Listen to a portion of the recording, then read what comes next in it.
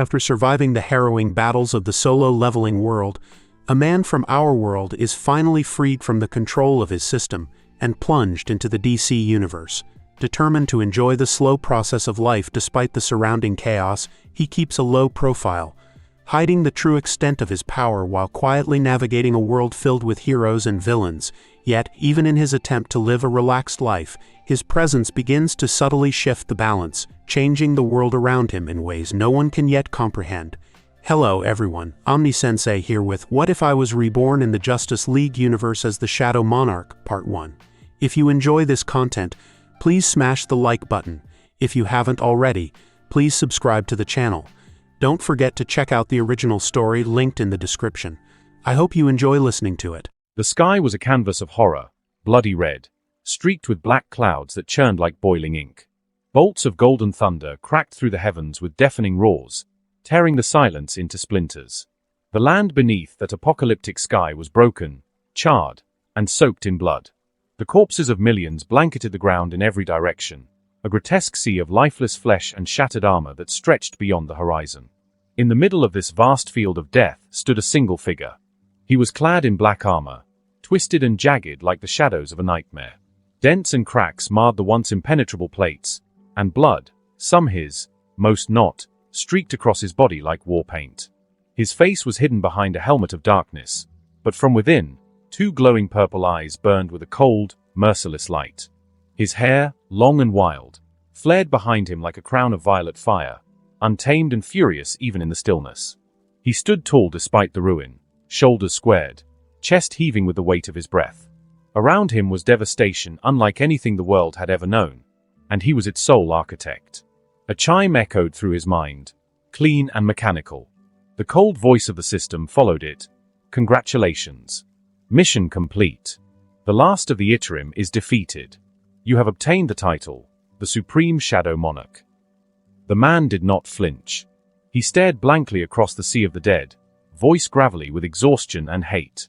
What's the point, you stupid system? I'm the only thing living in this world now. After all this, there's nothing left. Silence. Then another ping. As a reward for achieving the title of True Shadow Monarch, you'll be transported to a random world with all of your powers intact. No system interference. No missions. A chance to start over, or, if you choose, you may repeat your missions in pursuit of a better outcome. The man blinked. For a moment, he didn't speak. That's new, he muttered, dryly. You don't give me options. Just orders. Are you finally freeing me? He stood there for several long seconds, the golden thunder illuminating the surrounding destruction with each flash. He took it all in, what little remained of the world, the silence of the dead, the end of everything he had known. I'll go to a new world, he said at last. There's no way I'm repeating this hell again. And it's not like I have anything I care about here. Good riddance, the system gave its final chime. Choice confirmed. New world. Thank you for your long service, host. We wish you the best of luck. The red sky faded into darkness. The thunder stopped. The world grew still. And as the man felt his mind slip into the abyss, as if falling into a deep sleep, his last thought was not of victory, but of what it meant to escape the endless hell. A low breath escaped the young boy's lips as his eyes fluttered open. The ceiling above him was unfamiliar, yet not. His surroundings whispered of both comfort and confusion. He blinked once, slowly, then sat up in bed. For a fleeting second, his black eyes shimmered with an eerie purple glow like embers flaring in the dark before fading back to black. The boy looked around the room. A luxurious suite, well kept, filled with expensive furniture and elegance meant for someone of great status. It felt familiar. A strange echo rippled in his mind, and then the flood came, his entire 13 years of life. His name. His family. His memories. Laughter and sorrow. Struggles and silence. Then, a sharp end. He hadn't gone to sleep. He had died. The boy rose to his feet, rubbing his temple as fragments settled into place. The system gave me the body of a boy who died, he murmured, his voice quiet, amused. How nice of it. His gaze fell to the floor, specifically, to the shadow cast by his own frame in the soft light of the room. Dozens. No, Hundreds of eyes stared back at him from the inky darkness of his shadow, blinking in unison. Watching him. Recognizing him. A slow smile crept across the boy's lips. I can see you. All of you are here. He walked toward the tall mirror propped elegantly in the corner. The reflection staring back at him was youthful, fair-skinned, with messy black hair and dark eyes full of thought. A beautiful child, born into wealth and privilege. I'll enjoy this life, he whispered to his reflection. His voice was soft, but his eyes glowed once more, the same burning violet that had once terrified rules and monarchs. And don't worry, boy, for the body and name you left me. I'll avenge your death and your parents too. Ashbourne Black. A fitting name, he thought. He had inherited the body of Ashbourne Black, heir to the prestigious Black family, once one of the richest families in Metropolis City. From the memories he'd absorbed, he knew the truth behind the tragic tale. His two uncles, driven by greed and envy, had conspired against Ashbourne's parents. They poisoned them slowly and efficiently, removing the family one by one. The boy himself barely tolerated by either uncle and had been fed the same fate. His death planned to be brushed off as a fragile constitution and a broken heart. Ashbourne, he now, wasn't fragile. And he was far from broken. With deliberate steps, he walked through the grand villa halls, the polished floors echoing beneath his bare feet. His destination was the grand dining room. From the laughter echoing within, he could tell the parasites were enjoying their feast. He pushed open the double doors without knocking. The opulent dining room was filled with the sound of forks, glass clinks, and idle chatter until silence swept the room like a winter storm. Every head turned. Scowls, sneers, and disdain met his presence. The first uncle, the elder of the two, lowered his wine glass. What are you doing here? Ashbourne smiled, but it was a cold, dead thing that didn't reach his eyes. Congratulations, he said, tone almost cheerful. You killed your brother, his wife, even his only son, your own nephew. Now, I take his place. So I owe him to avenge him. The lights flickered.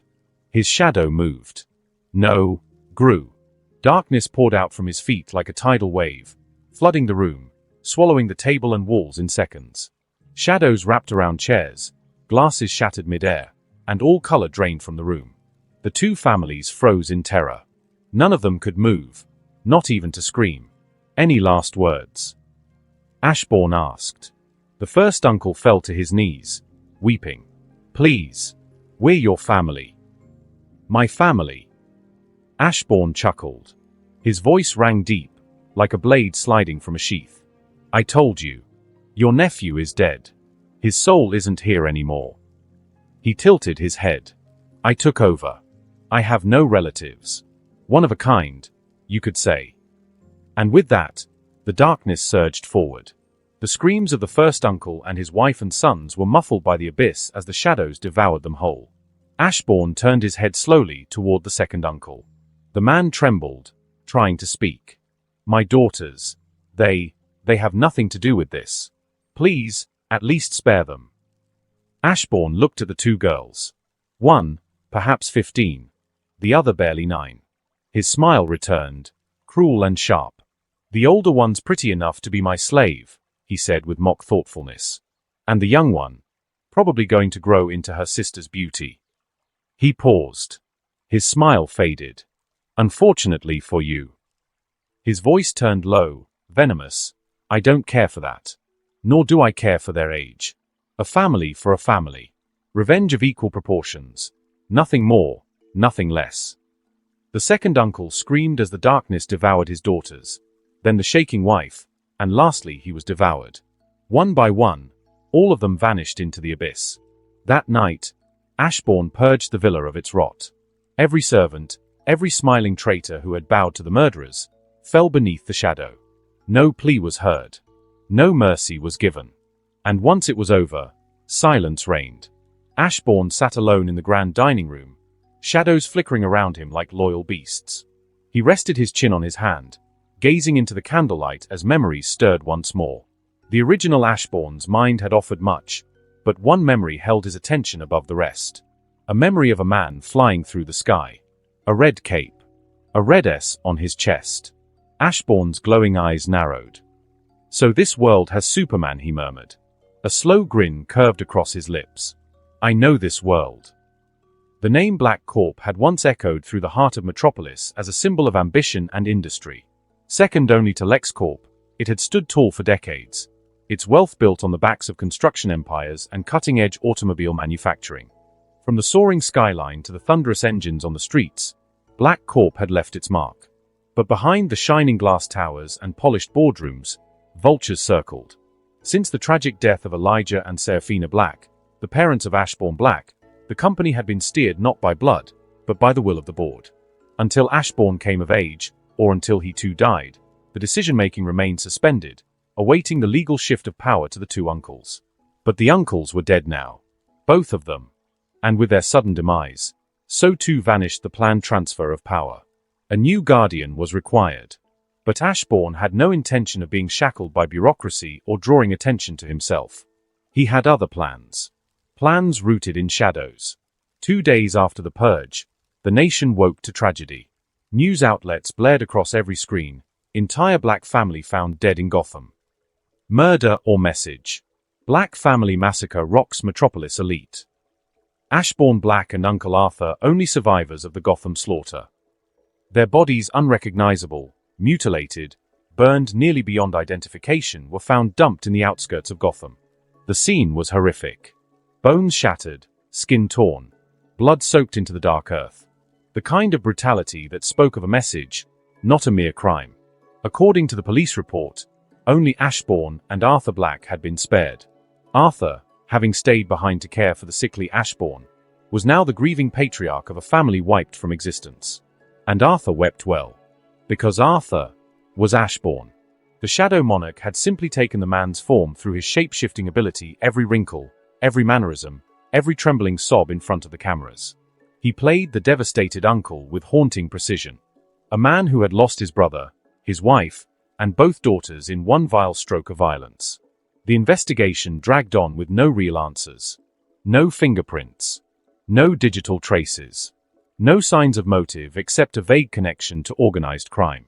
Some speculated that a Gotham-based crime syndicate had struck, enraged by Black Corp's plans to construct several high-end buildings in their turf.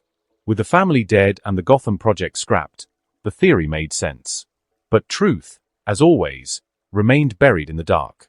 With the guardianship rendered irrelevant and no surviving claimants to challenge him, Arthur Black, Ashbourne in disguise, was granted control of Black Corporation legal, clean, unquestioned.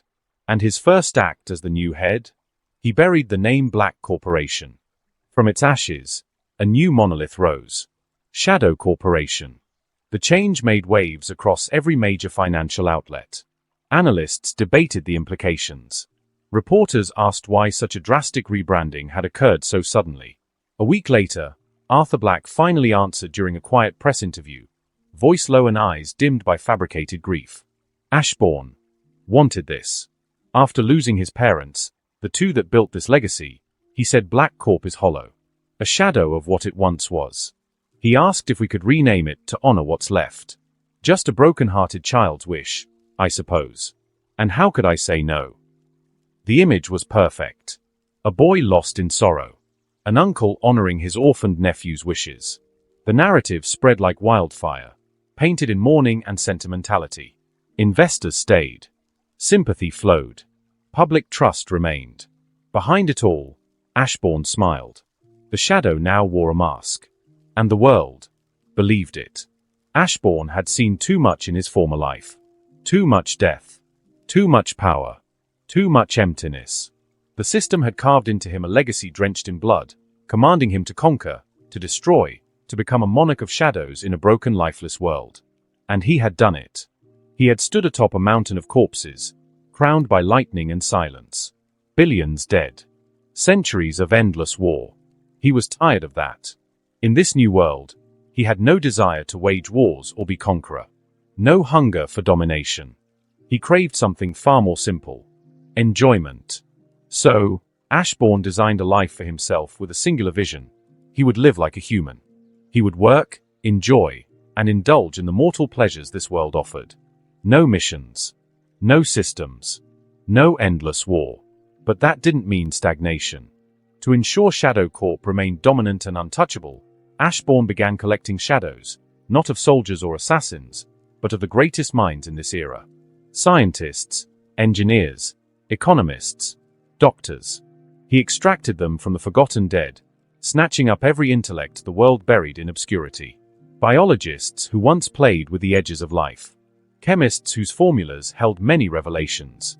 Tech pioneers and financial geniuses. Each one reduced to pure skill and intelligence, their personalities erased.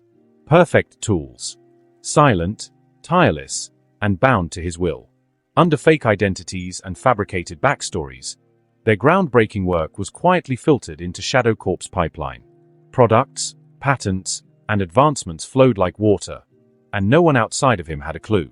And it worked. In just 5 years, Shadow Corp exploded into new industries: medicine, energy, and software development.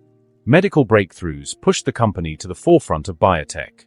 Revolutionary battery designs and sustainable energy tech drew global attention. Their software branch released tools years ahead of competitors.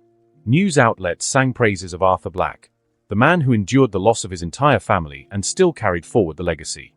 A resilient soul, they called him. A genius guardian to his young nephew. And then, the second tragedy struck.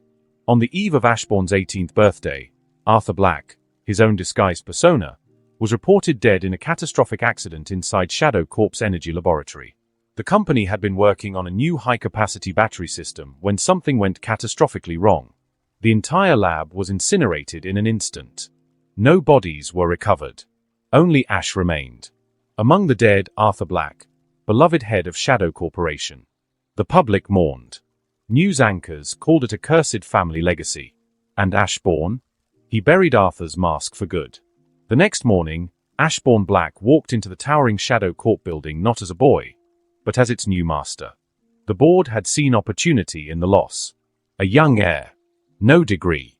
No experience. No Arthur to shield him. It was time to wrest back control. One board member stepped forward, speaking in syrupy words about his deep friendship with Arthur, about how the board stood ready to help Ashbourne during this difficult transition. Ashbourne listened with a calm expression. Then he laughed. "Friendship," he echoed coldly. "Jack Everstone, you lobbied to cut R&D funding last quarter. Arthur had to personally override your vote." The man's face drained of color. Ashbourne's smile never reached his eyes. "Don't lie to me. I've known everything this company does, every project, every budget, every backdoor deal. I let Arthur play his part, but don't confuse the mask for the mind beneath." A heavy silence fell over the boardroom. Then Ashbourne turned to the rest of them. "Shadow Corp continues. As it is. No changes." They didn't argue. Not after that. They had watched Arthur carry the company through its golden age. But now, in the presence of this young man, this 18-year-old who radiated calm power and unflinching control, they began to see the truth. Ashbourne wasn't Arthur's successor. He was the one behind Arthur's success. Efficient. Ruthless. Brilliant. Whispers began to circulate. Ashbourne proved himself to everyone quickly. Everyone viewed him as a prodigy with a boundless future. Under Ashbourne's control, the Shadow Corp grew much faster than before and began to catch up with LexCorp. 1 year had passed since Ashbourne Black stood as the face and force behind Shadow Corporation. A year of seamless expansion, strategic acquisitions, and subtle dominion over industries that most corporations only dreamed of touching. Ashbourne sat in his penthouse office, the skyline of Metropolis stretching beyond the glass wall behind him. The morning light filtered through as he casually flipped through the day's news. The front page, as expected, was awash in headlines glorifying the Justice League Wonder Woman stops global terror threat. Flash breaks records with global evacuation in seconds. Superman thwarts alien invasion. He didn't even blink as he turned the page without a second look. Heroes and villains. Gods and monsters. The never-ending soap opera of costume drama held little interest for him now. He had seen wars between dimensions. Led them.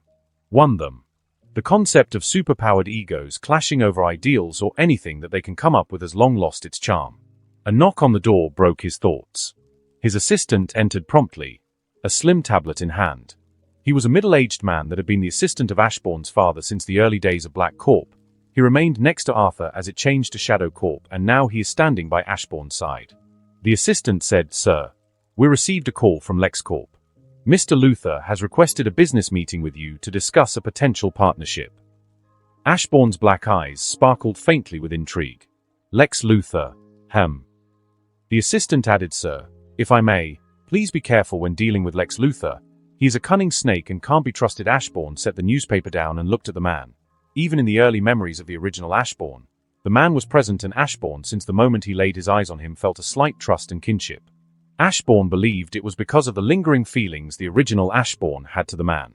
Leaning back in his chair, Ashbourne answered, "I know, Uncle Rex. Please, accept it and schedule it for tomorrow." The assistant nodded with a smile. "As long as you know." Then exited. Ashbourne closed his eyes. At once, his shadow stretched unnaturally, oozing across the polished floor like ink in water. A sliver detached from the main body and slithered under the door without a sound. Moments later, Ashbourne's consciousness shifted. He stood, not physically, but as a presence, within the sleek, sterile office of Lex Luthor himself. The man was speaking with his stoic assistant, Mercy, discussing the final touches of their pitch and plan. Ashbourne smirked. The next day, Lex Luthor arrived at Shadow Corp's headquarters, a smile carved perfectly onto his face as he entered the executive floor. He moved with the charisma of a man who believed the world belonged to him, and perhaps, to some extent, it did. In Ashbourne's office, they exchanged the usual pleasantries.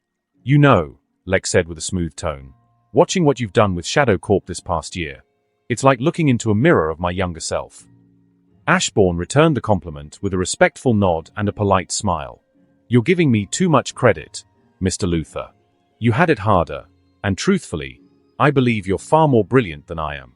I even dare to say you are a contender for the smartest man on Earth." Lex's smile deepened. Few things pleased him more than recognition, especially from someone competent. It stroked the part of his ego that believed he was not just smart, but the smartest man alive.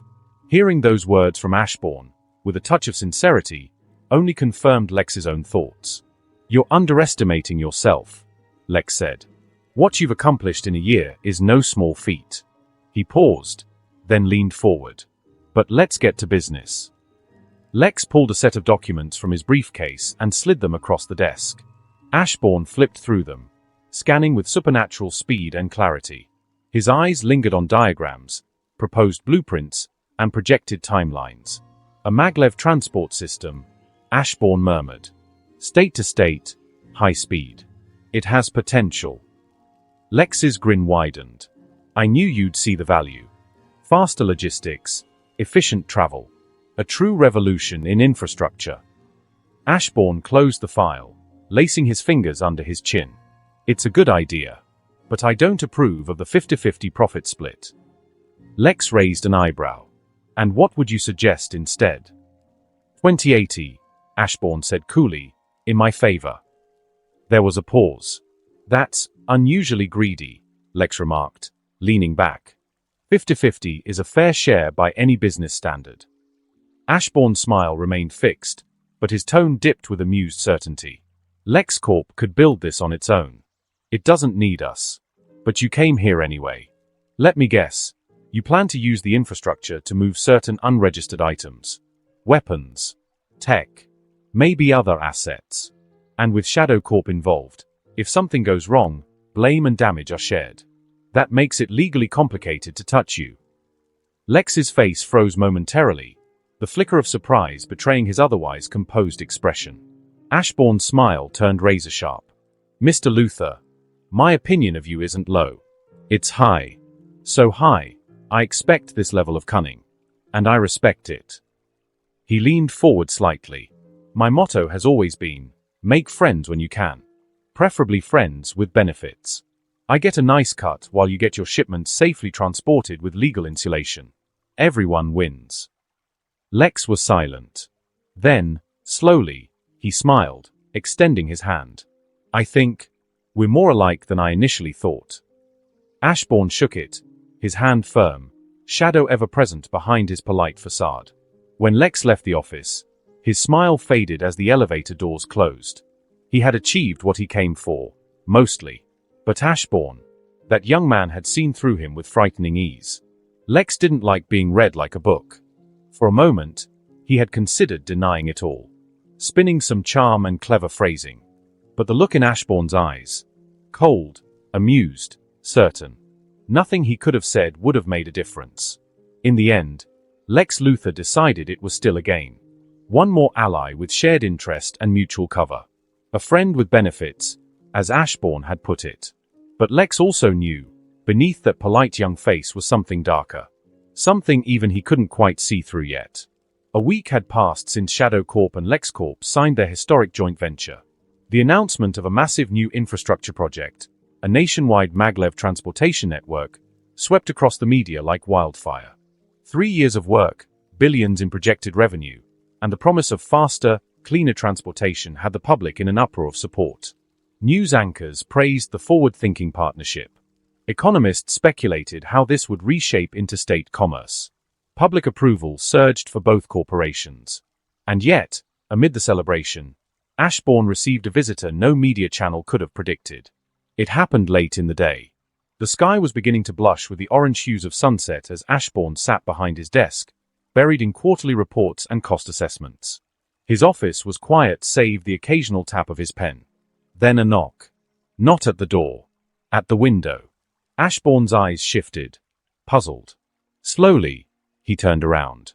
Floating just beyond the glass, high above Metropolis, was Superman. The Man of Steel hovered, his red cape swaying gently in the wind. His expression was calm. Ashbourne arched an eyebrow but betrayed no surprise. He stood, adjusting his suit jacket before striding over to the window. With a slow, relaxed motion, he unlocked it and pulled it open. A cool breeze swept into the office. "Come in," Ashbourne said with a casual wave, his voice unhurried. "I'd offer you a seat, but I doubt you're here for tea." Superman stepped inside with the gentleness of a man who knew his strength. "I don't want to sound like a bad host," Ashbourne said as he gestured for his unexpected guest to speak, "but I'm curious. What brings you here?" Superman gave a small smile. "I saw the announcement today. Your partnership with Lex Luthor." Ashbourne nodded, keeping his expression neutral. "I came," Superman continued, "to offer a word of caution." Ashbourne listened silently. "Lex Luthor is dangerous. Like a snake. He might smile today and strike tomorrow. I've dealt with him enough to know that trusting him comes at a cost." There was no malice in Superman's tone, just concern. "I've also heard of you, Mr. Black. You've gained a solid reputation. Your employees speak highly of you. That's rare in your position. So consider this a friendly warning." A long pause followed. Ashbourne's gaze sharpened subtly as he walked back to his desk, thoughtful. "I appreciate the concern," he said after a moment. "And I won't pretend I'm unaware of Luthor's extracurricular activities. They're hardly a secret in the business world." He leaned back in his chair. "But a snake is still useful, when you know where its fangs are. I've taken precautions. If he bites, well, let's just say I don't plan to bleed easily." Superman studied him for a beat longer, then gave a small nod.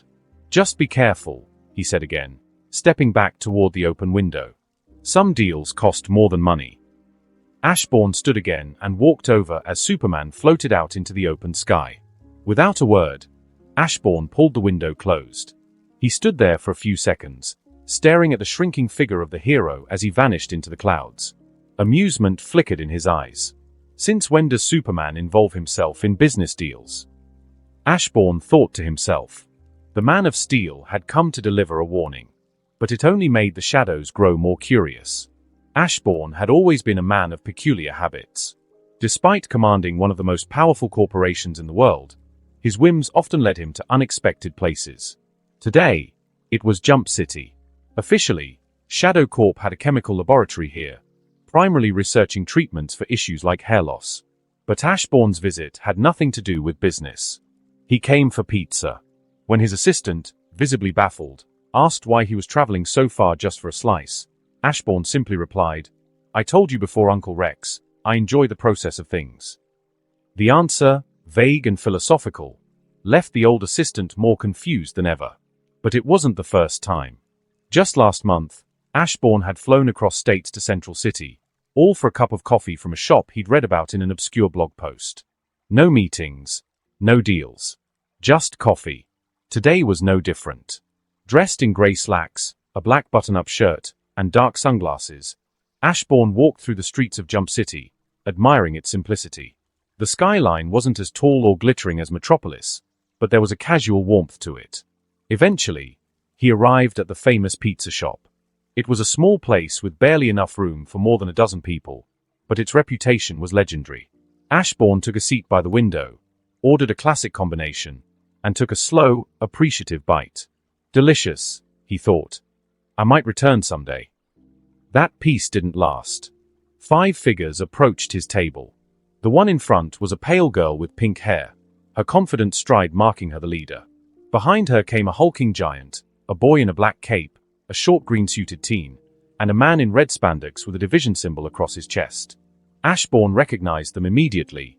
High five. The girl stopped by his table and asked, "Are you Ashbourne Black?" Ashbourne didn't even pause between bites. "I am." "Told you it's him," the green-suited boy said excitedly. "That's the Shadow Corp guy." The girl's smile widened. The rest grinned. Ashbourne met their expressions with a pleasant one of his own. "And you 5 must be the Hive 5. They blinked, slightly surprised, then smirked. Recognition always stroked their egos. "You've heard of our deeds?" the girl asked, clearly glowing with pride. "That makes things easier. We're kidnapping you for ransom." Ashbourne chewed slowly, then said, "A ransom from whom?" The smile never left his lips. "I don't have any family. I own Shadow Corp, so no money moves without my approval.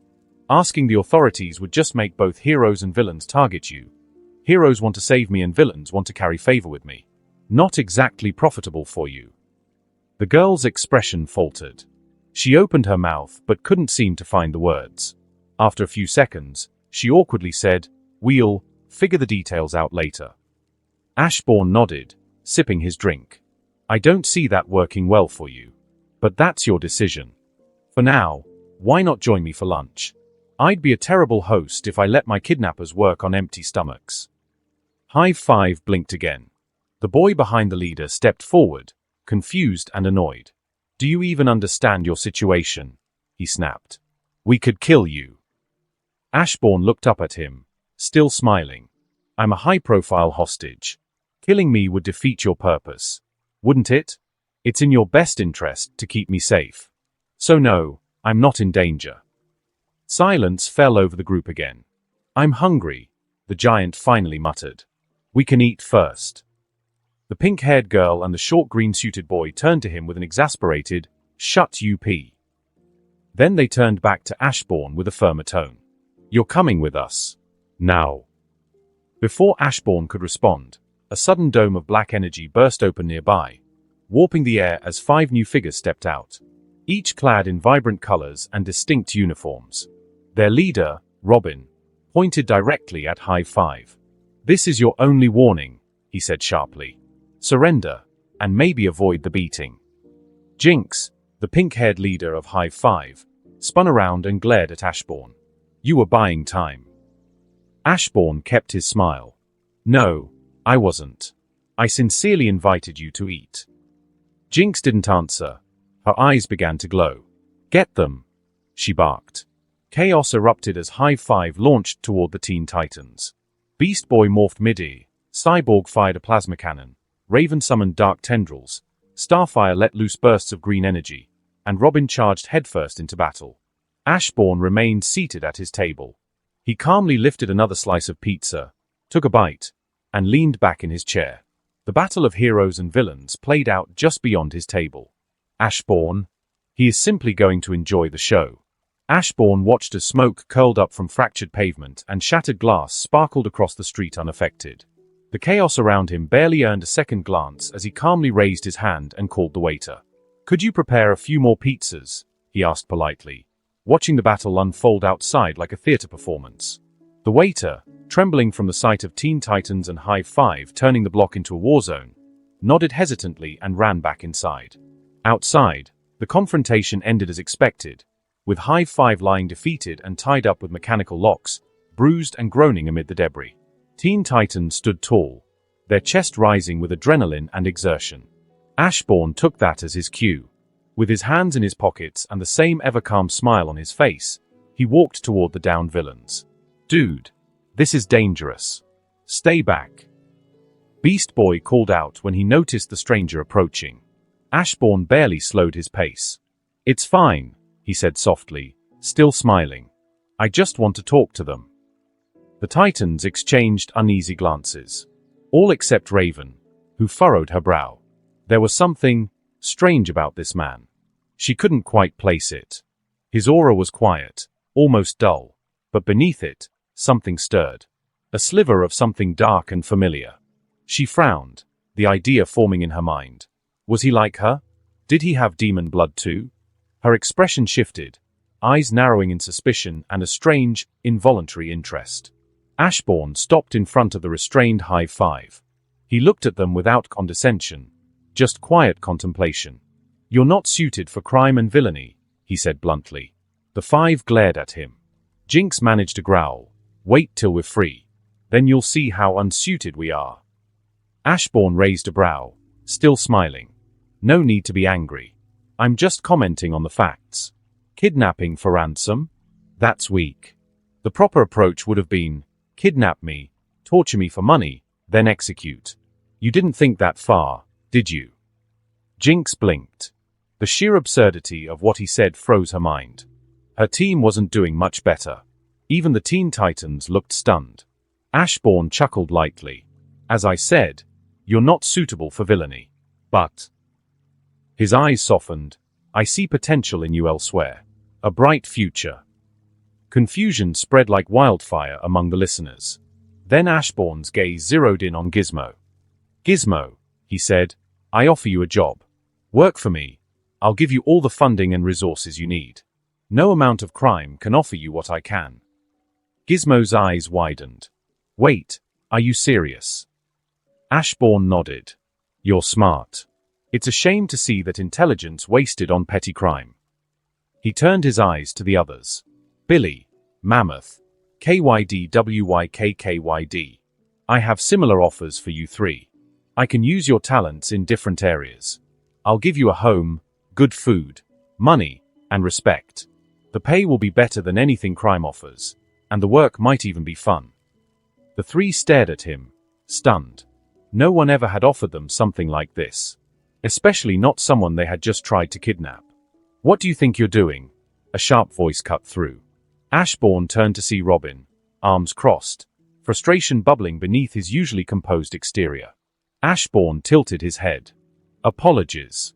I thought I was being clear. I'm offering them jobs." Robin's eye twitched. "They're criminals. They're going to prison." Ashbourne kept smiling. "And what is their crime?"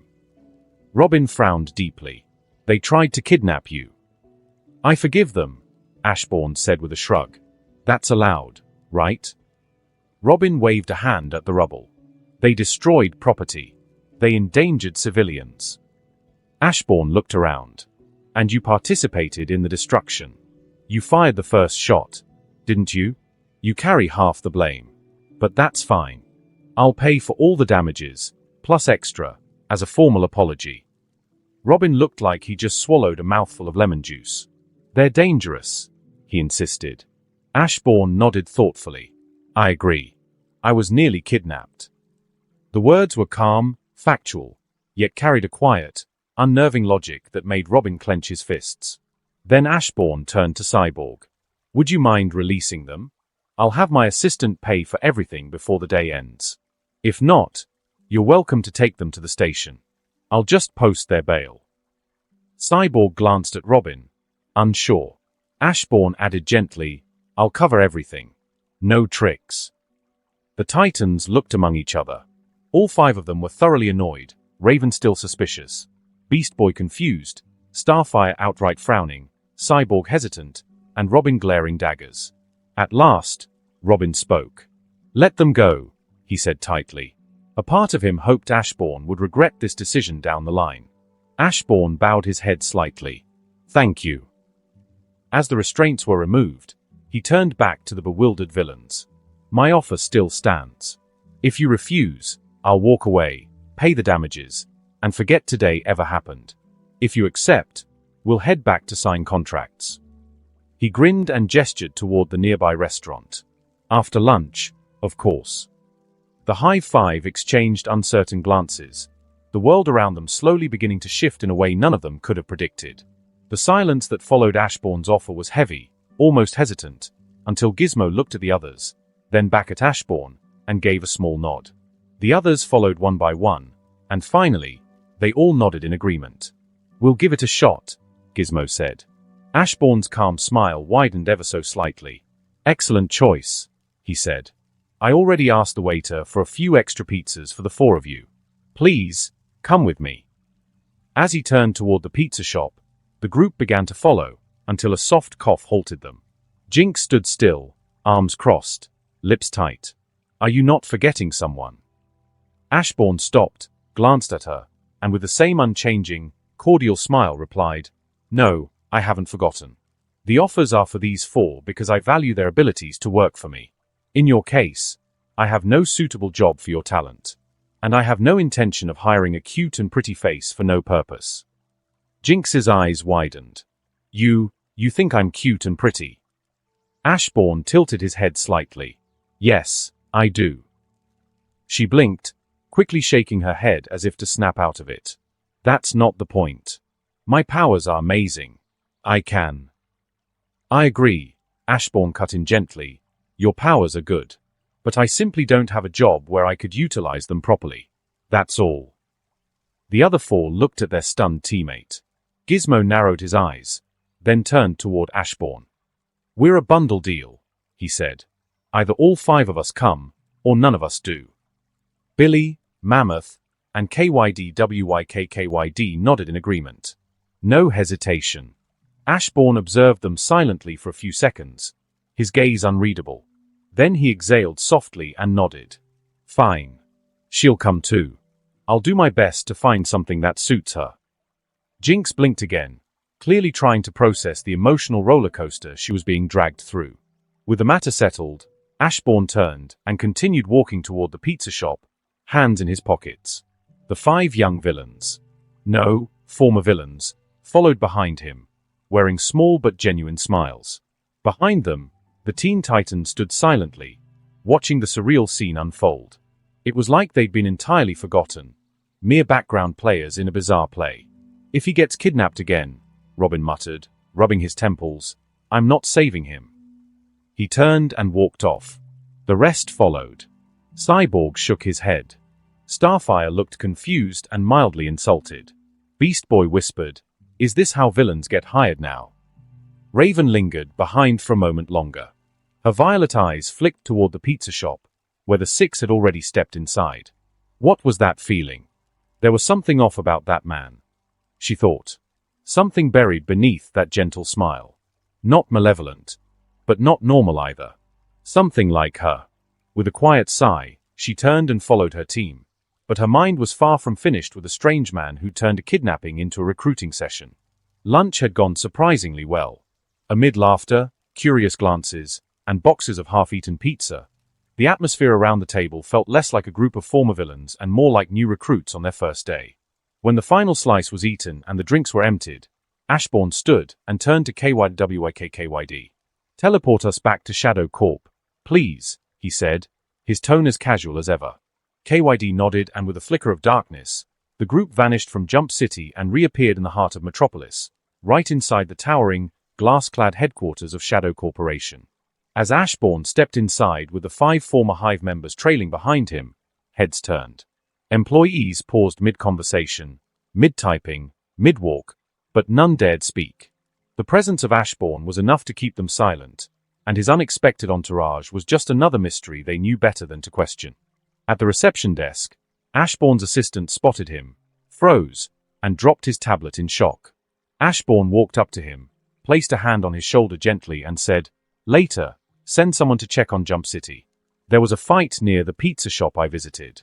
I want all the damages to be paid." The man nodded weakly, unsure what was more surprising, the fight or the five villains now casually standing behind his boss. "Come," Ashbourne said, still smiling, and walked deeper into the building. The assistant followed, as did the five former villains, who exchanged curious glances at the sleek, corporate hallways of Shadow Corporation.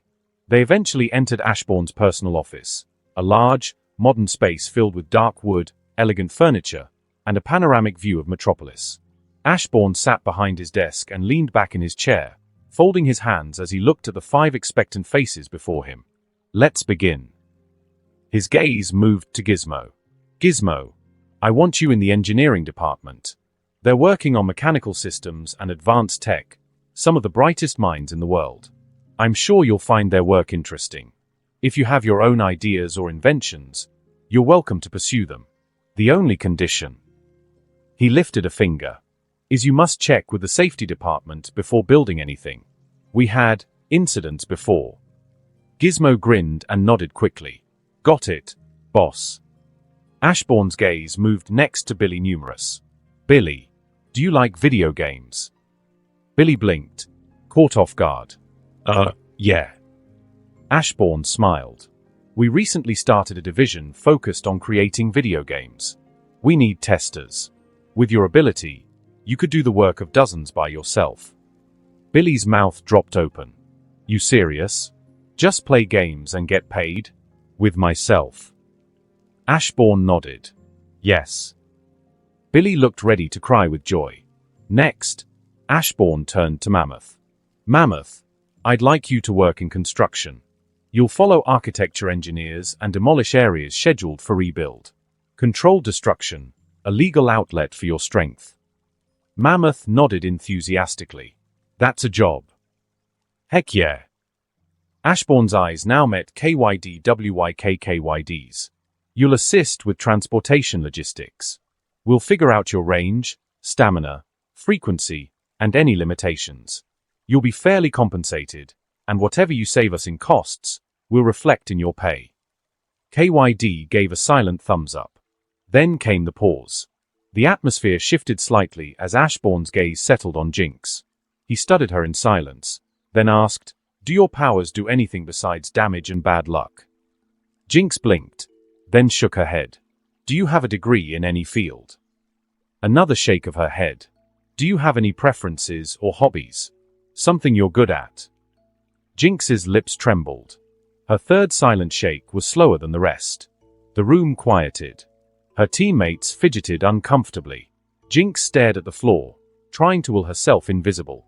Ashbourne leaned forward, pinching the bridge of his nose. "Do you know how to cook or clean?" Jinx gave a weak laugh, barely more than a breath. Ashbourne sighed. "Then you'll learn. You'll work at my manor. Daily chores, cleaning, cooking. You won't be around others, so no one will get hurt. You can learn at your own pace. If you ever want to try something new, let me know, and we'll figure it out."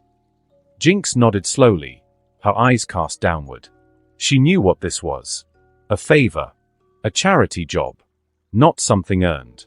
Her self-esteem sank like a stone. Ashbourne finally turned to his assistant. "Make contracts for them later. For now, help them find a place to stay. Give them money to buy necessities." The old man nodded without hesitation and turned to lead the 5 out of the room. As they left, the 4 ex-villains kept casting worried glances at Jinx, who walked silently in the back.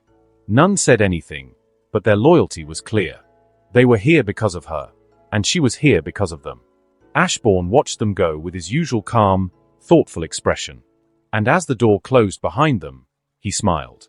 Partnering with a villain and hiring 5 more. This is entertaining. The afternoon sun filtered lazily through the tall windows of Ashbourne's office, casting golden rays over the sleek desk where he sat, a tablet in hand.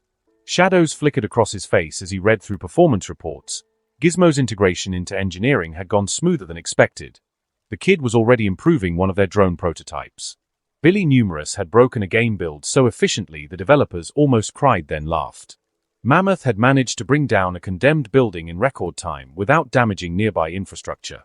KYDWYKKYD's teleportation range was still being tested, but so far, logistics loved him. Jinx had no report. The villa had no staff to monitor and report her performance, and he himself didn't go there as he was busy with other stuff. But his shadows did monitor the girl, and it seems she was trying to work with unexpected diligence. Despite having no one beside her in the villa, she was going around cleaning and wiping dust. According to the shadows, she wasn't a problem. But she wasn't thriving yet either.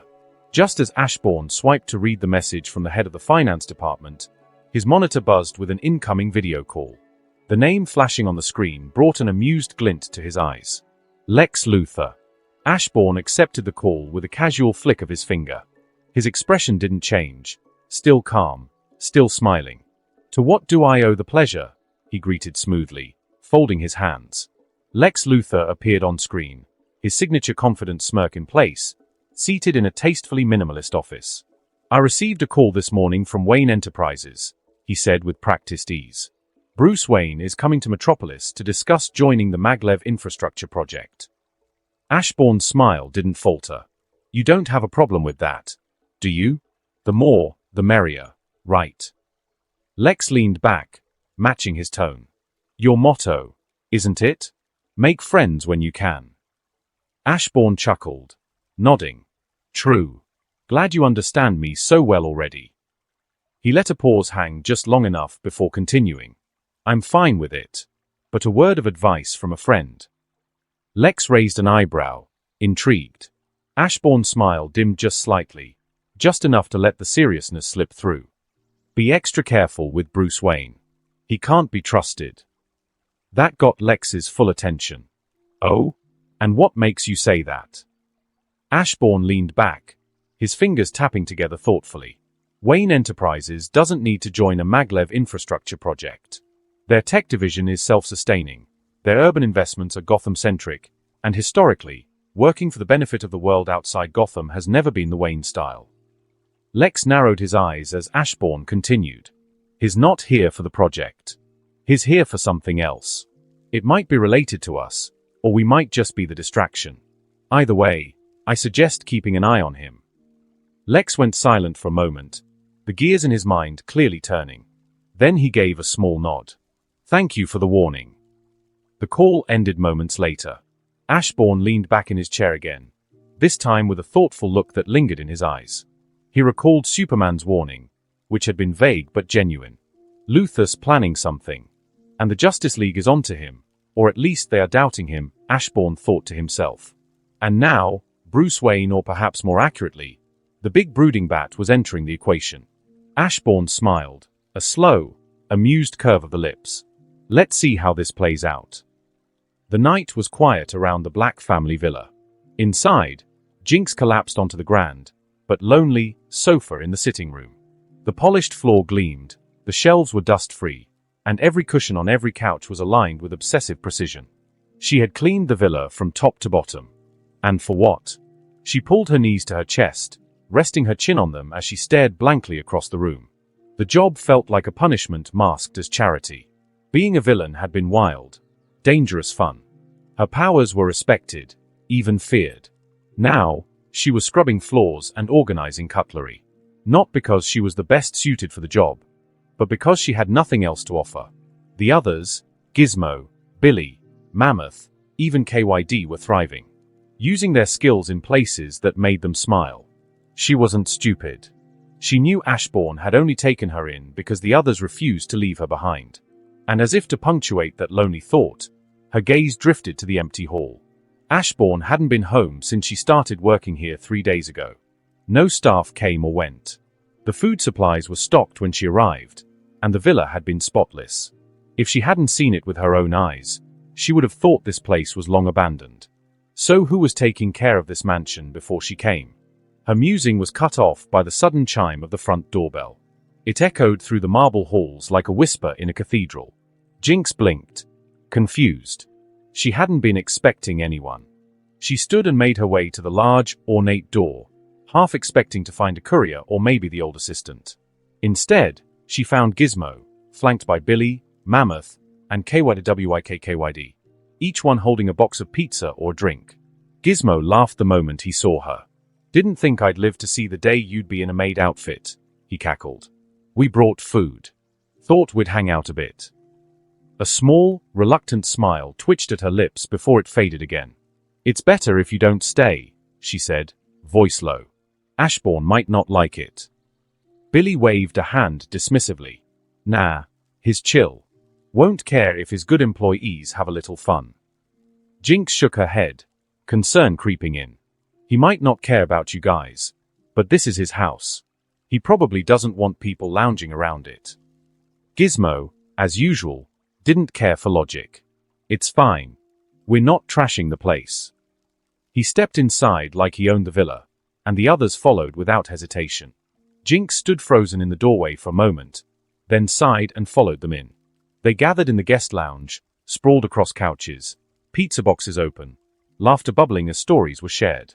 Gizmo was building something new with the engineers and loving the creative freedom. Billy had nearly broken the simulation program with his clones, much to everyone's amusement. Mammoth had been nicknamed the Wrecking Crew by construction workers. They were proud, happy, and Jinx smiled along with them. But it didn't reach her eyes. Then it happened. Billy cracked a joke at Mammoth's expense, something about brains and wrecking balls, and before anyone could stop it, Mammoth picked up a glass bottle and hurled it straight at Billy. Billy ducked instinctively. The bottle didn't shatter. A loud thud echoed behind Billy. The room froze. All heads turned. Ashbourne stood in the doorway, completely still, holding the bottle in his hand. The room was dead silent. Ashbourne raised a brow, eyes scanning the frozen faces before him. "Throwing a glass bottle at me the moment I walk in," he said, dryly amused. "Really? Even if someone hates their boss, that's excessive, don't you think?" Mammoth's hands shot up. "It was an accident." Ashbourne tilted his head. "If that was an accident, I fear for what your intentions look like." The group stiffened, unsure if he was joking. Then Ashbourne chuckled and stepped forward. "Relax. I know it was an accident. I'm just messing with you. But if you must fight, do it outside. I'd rather not wake up one day buried in the rubble of my own home." Gizmo, looking unusually sheepish, scratched the back of his head. "Don't worry, boss. Won't happen again." Ashbourne smiled. "Good. And remember, Jinx is the one who cleans up your messes. Be considerate. Don't make her job harder." That made them all pause. He turned, plucked a slice of pizza from the box nearest him, and glanced back casually. "I'll be in my room. Stay here if you want. Just don't burn down the place." He started walking away, then added with a smirk, "Thanks for the pizza. And the drink." He vanished down the hallway. The moment he was gone, Billy grinned wide and slapped his leg. "See? Told you the boss is cool and chill." The others nodded, relieved. "Anyone else would have at least yelled," Gizmo muttered, shaking his head. Jinx watched them with a strange feeling stirring in her chest. Maybe, just maybe, even if this wasn't where she wanted to be, she wasn't entirely alone. The sunlight seeped gently through the tall windows of the manor. The living room bore the signs of a small, unplanned sleepover, pillows scattered, blankets half-draped over furniture, and 4 unconscious figures sprawled across the couches and floor. Ashbourne walked in, crisp and sharp in his dark suit. His gaze swept over the chaotic scene with amusement before settling on the only sign of movement, Jinx, mop in hand, wiping away a particularly sticky spot on the floor. "Good morning," he said, voice smooth and unhurried. "Didn't expect to see you up so early." Jinx glanced up and gave him a faint, tired smile. "It's my job," she said softly. "And kind of my fault the place got trashed." Ashbourne walked a few steps closer, casting a glance at the still snoring heap that was Mammoth and Billy entangled in a blanket on the floor. "It's fine," he replied with a casual shrug. "They're the ones who came here, after all. Besides..." He turned to her with a small smile. "It would be bad for my reputation if you turned visitors away, right?" Jinx let out a small laugh and nodded. Ashbourne adjusted the cuff of his shirt. "I'm heading to Shadow Corporation. Don't forget to wake the 4 up. If they overstay, the manor might collapse under their collective snoring." Jinx nodded again, more easily this time. "Got it." He turned toward the door, steps light but firm. As he reached for the handle, Jinx hesitated, then called out, "Boss." Ashbourne paused. "Thanks for giving us a chance," she said, her voice uncertain at first, then stronger. "And for being so accommodating." For a moment, Ashbourne didn't move. Then, without turning back, he simply replied, "You're welcome." The door clicked shut behind him. and Jinx stood quietly in the silence that followed, mop still in hand. Despite the mess, despite the doubts, a small warmth settled in her chest. Lex Luthor sat behind his sleek desk. His fingers tapped rhythmically on a datapad as he reviewed reports, financial projections, infrastructure progress, and recent defense systems upgrades. All standard, all efficient. Just the way he liked it. A soft knock preceded the quiet whoosh of the door sliding open. His trusted assistant, Mercy Graves, stepped in, her tone sharp and respectful. "Lex, your visitor is here." Lex didn't look up immediately. Only after finishing the last line of a report did he glance at her and nod. "Let him in." The door opened wider, and in stepped a man dressed far too flamboyantly for the environment. A deep purple coat, a matching hat, and a face painted in an all-too-familiar grinning clown makeup. The Joker. "Lexi, you're almost out of smiles today," Joker cackled as he removed his hat with a theatrical bow. "You know, sneaking into Metropolis unnoticed is so unfriendly to folks like me." Lex leaned back in his chair, folding his hands in front of him. "You're almost late." Joker strolled into the room, spinning his hat on one finger before plopping it onto a nearby table. Traffic was murder. Literally. His grin widened as he placed a sleek, black briefcase on Lex's desk and opened it with a satisfying click. Inside was a single object nestled in a custom-mold case, glowing faintly. Lex's eyes narrowed. "You brought it." "Oh, I always keep my promises," Joker said with a low giggle. "Besides..." He tapped the edge of the case. "This little beauty is going to make things so much fun." Lex allowed himself a rare, thin smile. Cold, calculating. Good. Everything is falling into place. The two men stared at the briefcase for a moment longer. Unbeknownst to them both, in the far corner of the room, where the soft lighting met the deepest shadows, something shifted, subtle, almost imperceptible. A flicker in the darkness.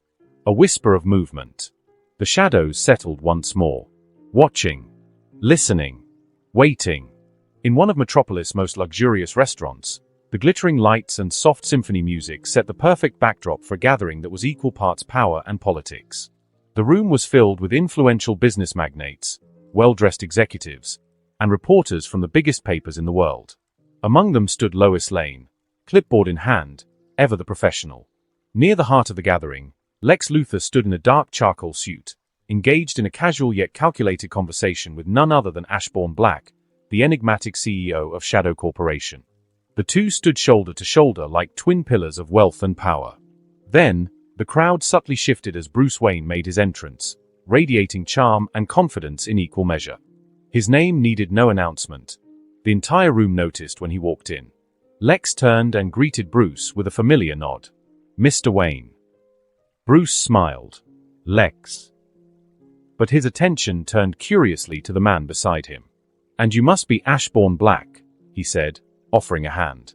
"Been meaning to meet you. Your name travels faster than your reputation." Ashbourne took his hand with a warm, polite smile. "A pleasure. I've heard quite a bit about you as well." Bruce chuckled. "I have to ask, Ashbourne. That's unique. Real name?" Ashbourne nodded lightly, his tone casual. "Yes. My parents gave me that name. The hospital I was born in had a massive fire that night. Oddly enough, only our section of the building was untouched by the flames." Bruce raised his eyebrows. "That's poetic." "Or dramatic," Lex added dryly. The three continued their exchange, a mixture of subtle probing and polite jabs, when Lois Lane approached them with her usual confidence. Well, she said with a grin. "Three of the richest men on the planet in one room. That's not a board meeting, that's a headline." Ashbourne offered a gentleman's bow of his head. "I'm not sure we're that interesting. Just three men in suits with too much money and not enough taste." Lois laughed. "You'd be surprised what interests people, Mr. Black." Her eyes briefly lingered on Bruce, sharp, knowing. She knew who he really was. Meanwhile, Lex smiled faintly, pleased. After all, he had ensured Lois received an invitation. The conversation continued pleasantly, until the calm was shattered. A gunshot rang out. The music died. Screams erupted. Chaos bled into elegance. Men in clown masks burst in, weapons raised. The restaurant froze. Standing tall among them, dressed to kill in bright chaos, were Joker and Harley Quinn. The air thickened with tension. Guests trembled. A waiter dropped his tray. But three individuals didn't flinch. Bruce Wayne's eyes narrowed, cool and calculating. Lex Luthor's expression remained calm, a small smirk tugging at his lips. And Ashbourne Black just kept smiling. In a voice just loud enough for Lex, Bruce, and Lois to hear, Ashbourne muttered, "I'm betting they will take Ms. Lane as a hostage. Any takers?" The three stared at him, stunned by the casual remark. Lois whispered, "Shouldn't you be worried?" Ashbourne sipped from his wine glass. "Not really. They're probably here for you." Lex stiffened ever so slightly. How did he know that? Right on cue, the Joker strolled through the room with his signature bounce, scanning faces until his eyes landed on Lois. "Lois Lane," he beamed. "There you are. For a second, I thought I crashed the wrong gala." Lois didn't reply. Instead, she glanced sideways at Ashbourne. Ashbourne merely shrugged. "Called it." Joker tilted his head. "You two are in on a joke, and I'm not part of it. Rude." Ashbourne met his eyes calmly. "I bet you would go after Ms. Lane. Beauty, brains, beloved by the public. It's classic. Damsel in distress. Hero shows up. Let me guess. Superman, right?" He took another sip of wine. Unbothered. Joker laughed. "You are funny." Then, with a sudden flare of movement, he pointed his gun at Ashbourne. "What if I shot you now, Hem?" Ashbourne didn't even blink. That would ruin the show. Violence before the guest of honor arrives? No taste. The Joker tilted his head, considering. "You get it." Then he lowered the gun as an idea struck him, and his grin widened. "What if I take you as a hostage instead?" Ashbourne looked genuinely thoughtful. "Not bad, but not as dramatic. You need two hostages. Force the hero to choose. High drama, tension, emotional damage." The Joker gasped in glee. "Yes, I like you already." He clapped his hands. "You too. It's settled. You're my main hostages." "Sounds fun." Ashbourne chuckled, then casually walked past him, as he said, "Where do you want me to stand?" The Joker stared, wide-eyed. "I didn't expect to find a crazy person here. This is better than I imagined." With a giggle, he yanked Lois toward the center of the restaurant as Harley held the crowd back. Lex and Bruce exchanged glances. They were calculating scenarios and backup plans, but one thing neither could shake was the thought, Ashbourne didn't just go off script. There was no script for whatever he was doing. Lois Lane sat tied to a chair at the center of the luxurious restaurant, now eerily quiet and transformed into a stage for madness. The fine decor stood in stark contrast to the chaos that had unfolded. Her eyes burned with frustration as she glanced toward the man calmly sipping his drink beside her. Ashbourne Black, ever composed, didn't seem the least bit concerned about the gun-wielding maniacs around them. His posture was relaxed, still smiling. "What are you playing at?" Lois hissed. "Seriously, what is this?" Ashbourne turned to her with a small smile. "Isn't it obvious?" He took another sip. "The hostage." Lois's eye twitched. "You are enjoying this." She turned to the nearby Joker, calling out with a sarcastic tone. "Hey, can you at least be a gentleman and give me the same treatment as the other hostage? You know, equal treatment and all that." But it wasn't the Joker who answered. Ashbourne raised a hand in a mock-courteous gesture. "Ah, but you see, Ms. Lane, you are the damsel in distress. A little rough treatment is expected, adds to the drama. And let's be honest, your rebellious spirit doesn't exactly earn you sympathy points. Meanwhile, I'm just a humble businessman enjoying Mr. Joker's performance. We're not the same." Lois stared at him, baffled. "You're insane." The Joker, however, threw his head back and laughed. "I like this guy." Ashbourne gave a slight bow, like an actor at the end of a scene, before returning to his upright, poised stance. Lois gave up. There was no reasoning with him. She couldn't tell if Ashbourne Black was a genius, or just a lunatic. Meanwhile, Joker's goons continued their work, herding the other guests to the lower floor. Soon, the upper dining hall was left mostly empty, save for a few goons, Harley Quinn, the Joker, Ashbourne, and the increasingly annoyed Lois. Then, down below, it happened. A blue blur zipped through the lower floor like lightning, striking fast and precise. One by one, the Joker's thugs were knocked out cold, left groaning or unconscious in moments. A voice, firm and familiar, echoed through the room. "Get out of here. I'll handle the rest." Superman had arrived. The hostages didn't need to be told twice. They ran. Among them, Lex Luthor slipped away, his sly smile betraying that this was all still part of some deeper plan. And Bruce Wayne, unnoticed in the shuffle, broke away from the crowd and disappeared into a side room, ready to return as someone else. Back upstairs, Ashbourne turned to the Joker, swirling his drink idly. "You should check on your goons." The Joker's head tilted. "Why?" "Because," Ashbourne said, "Superman will start with them. Then he'll come here. That'll be your cue. The announcement for the show." Joker stared at him, brows raised. Then he turned to Harley Quinn, who was already tapping on her earpiece. "Boys," she called. "Report." No answer. Terry? Jaws? Lenny? Nothing. The Joker's expression slowly shifted from curiosity to manic delight. Oh yes. The big scout is coming." With an excited grin, he yanked Lois Lane to her feet, wrapping one arm around her and pointing a gun to her head. "All right, curtains up," he shouted. "Boys, positions. The guest of honor is almost here." The remaining goons tensed, raising their weapons. Harley's smile faded, focus taking over. The room became a powder keg of anticipation. Ashbourne calmly stood on the side, drink still in hand, his smile unwavering as a goon pointed a gun to his head. Soon, the grand double doors of the restaurant creaked open with a low groan, and a gust of wind signaled the arrival of Metropolis's champion. Superman floated inside, his red cape fluttering, his eyes immediately scanning the scene.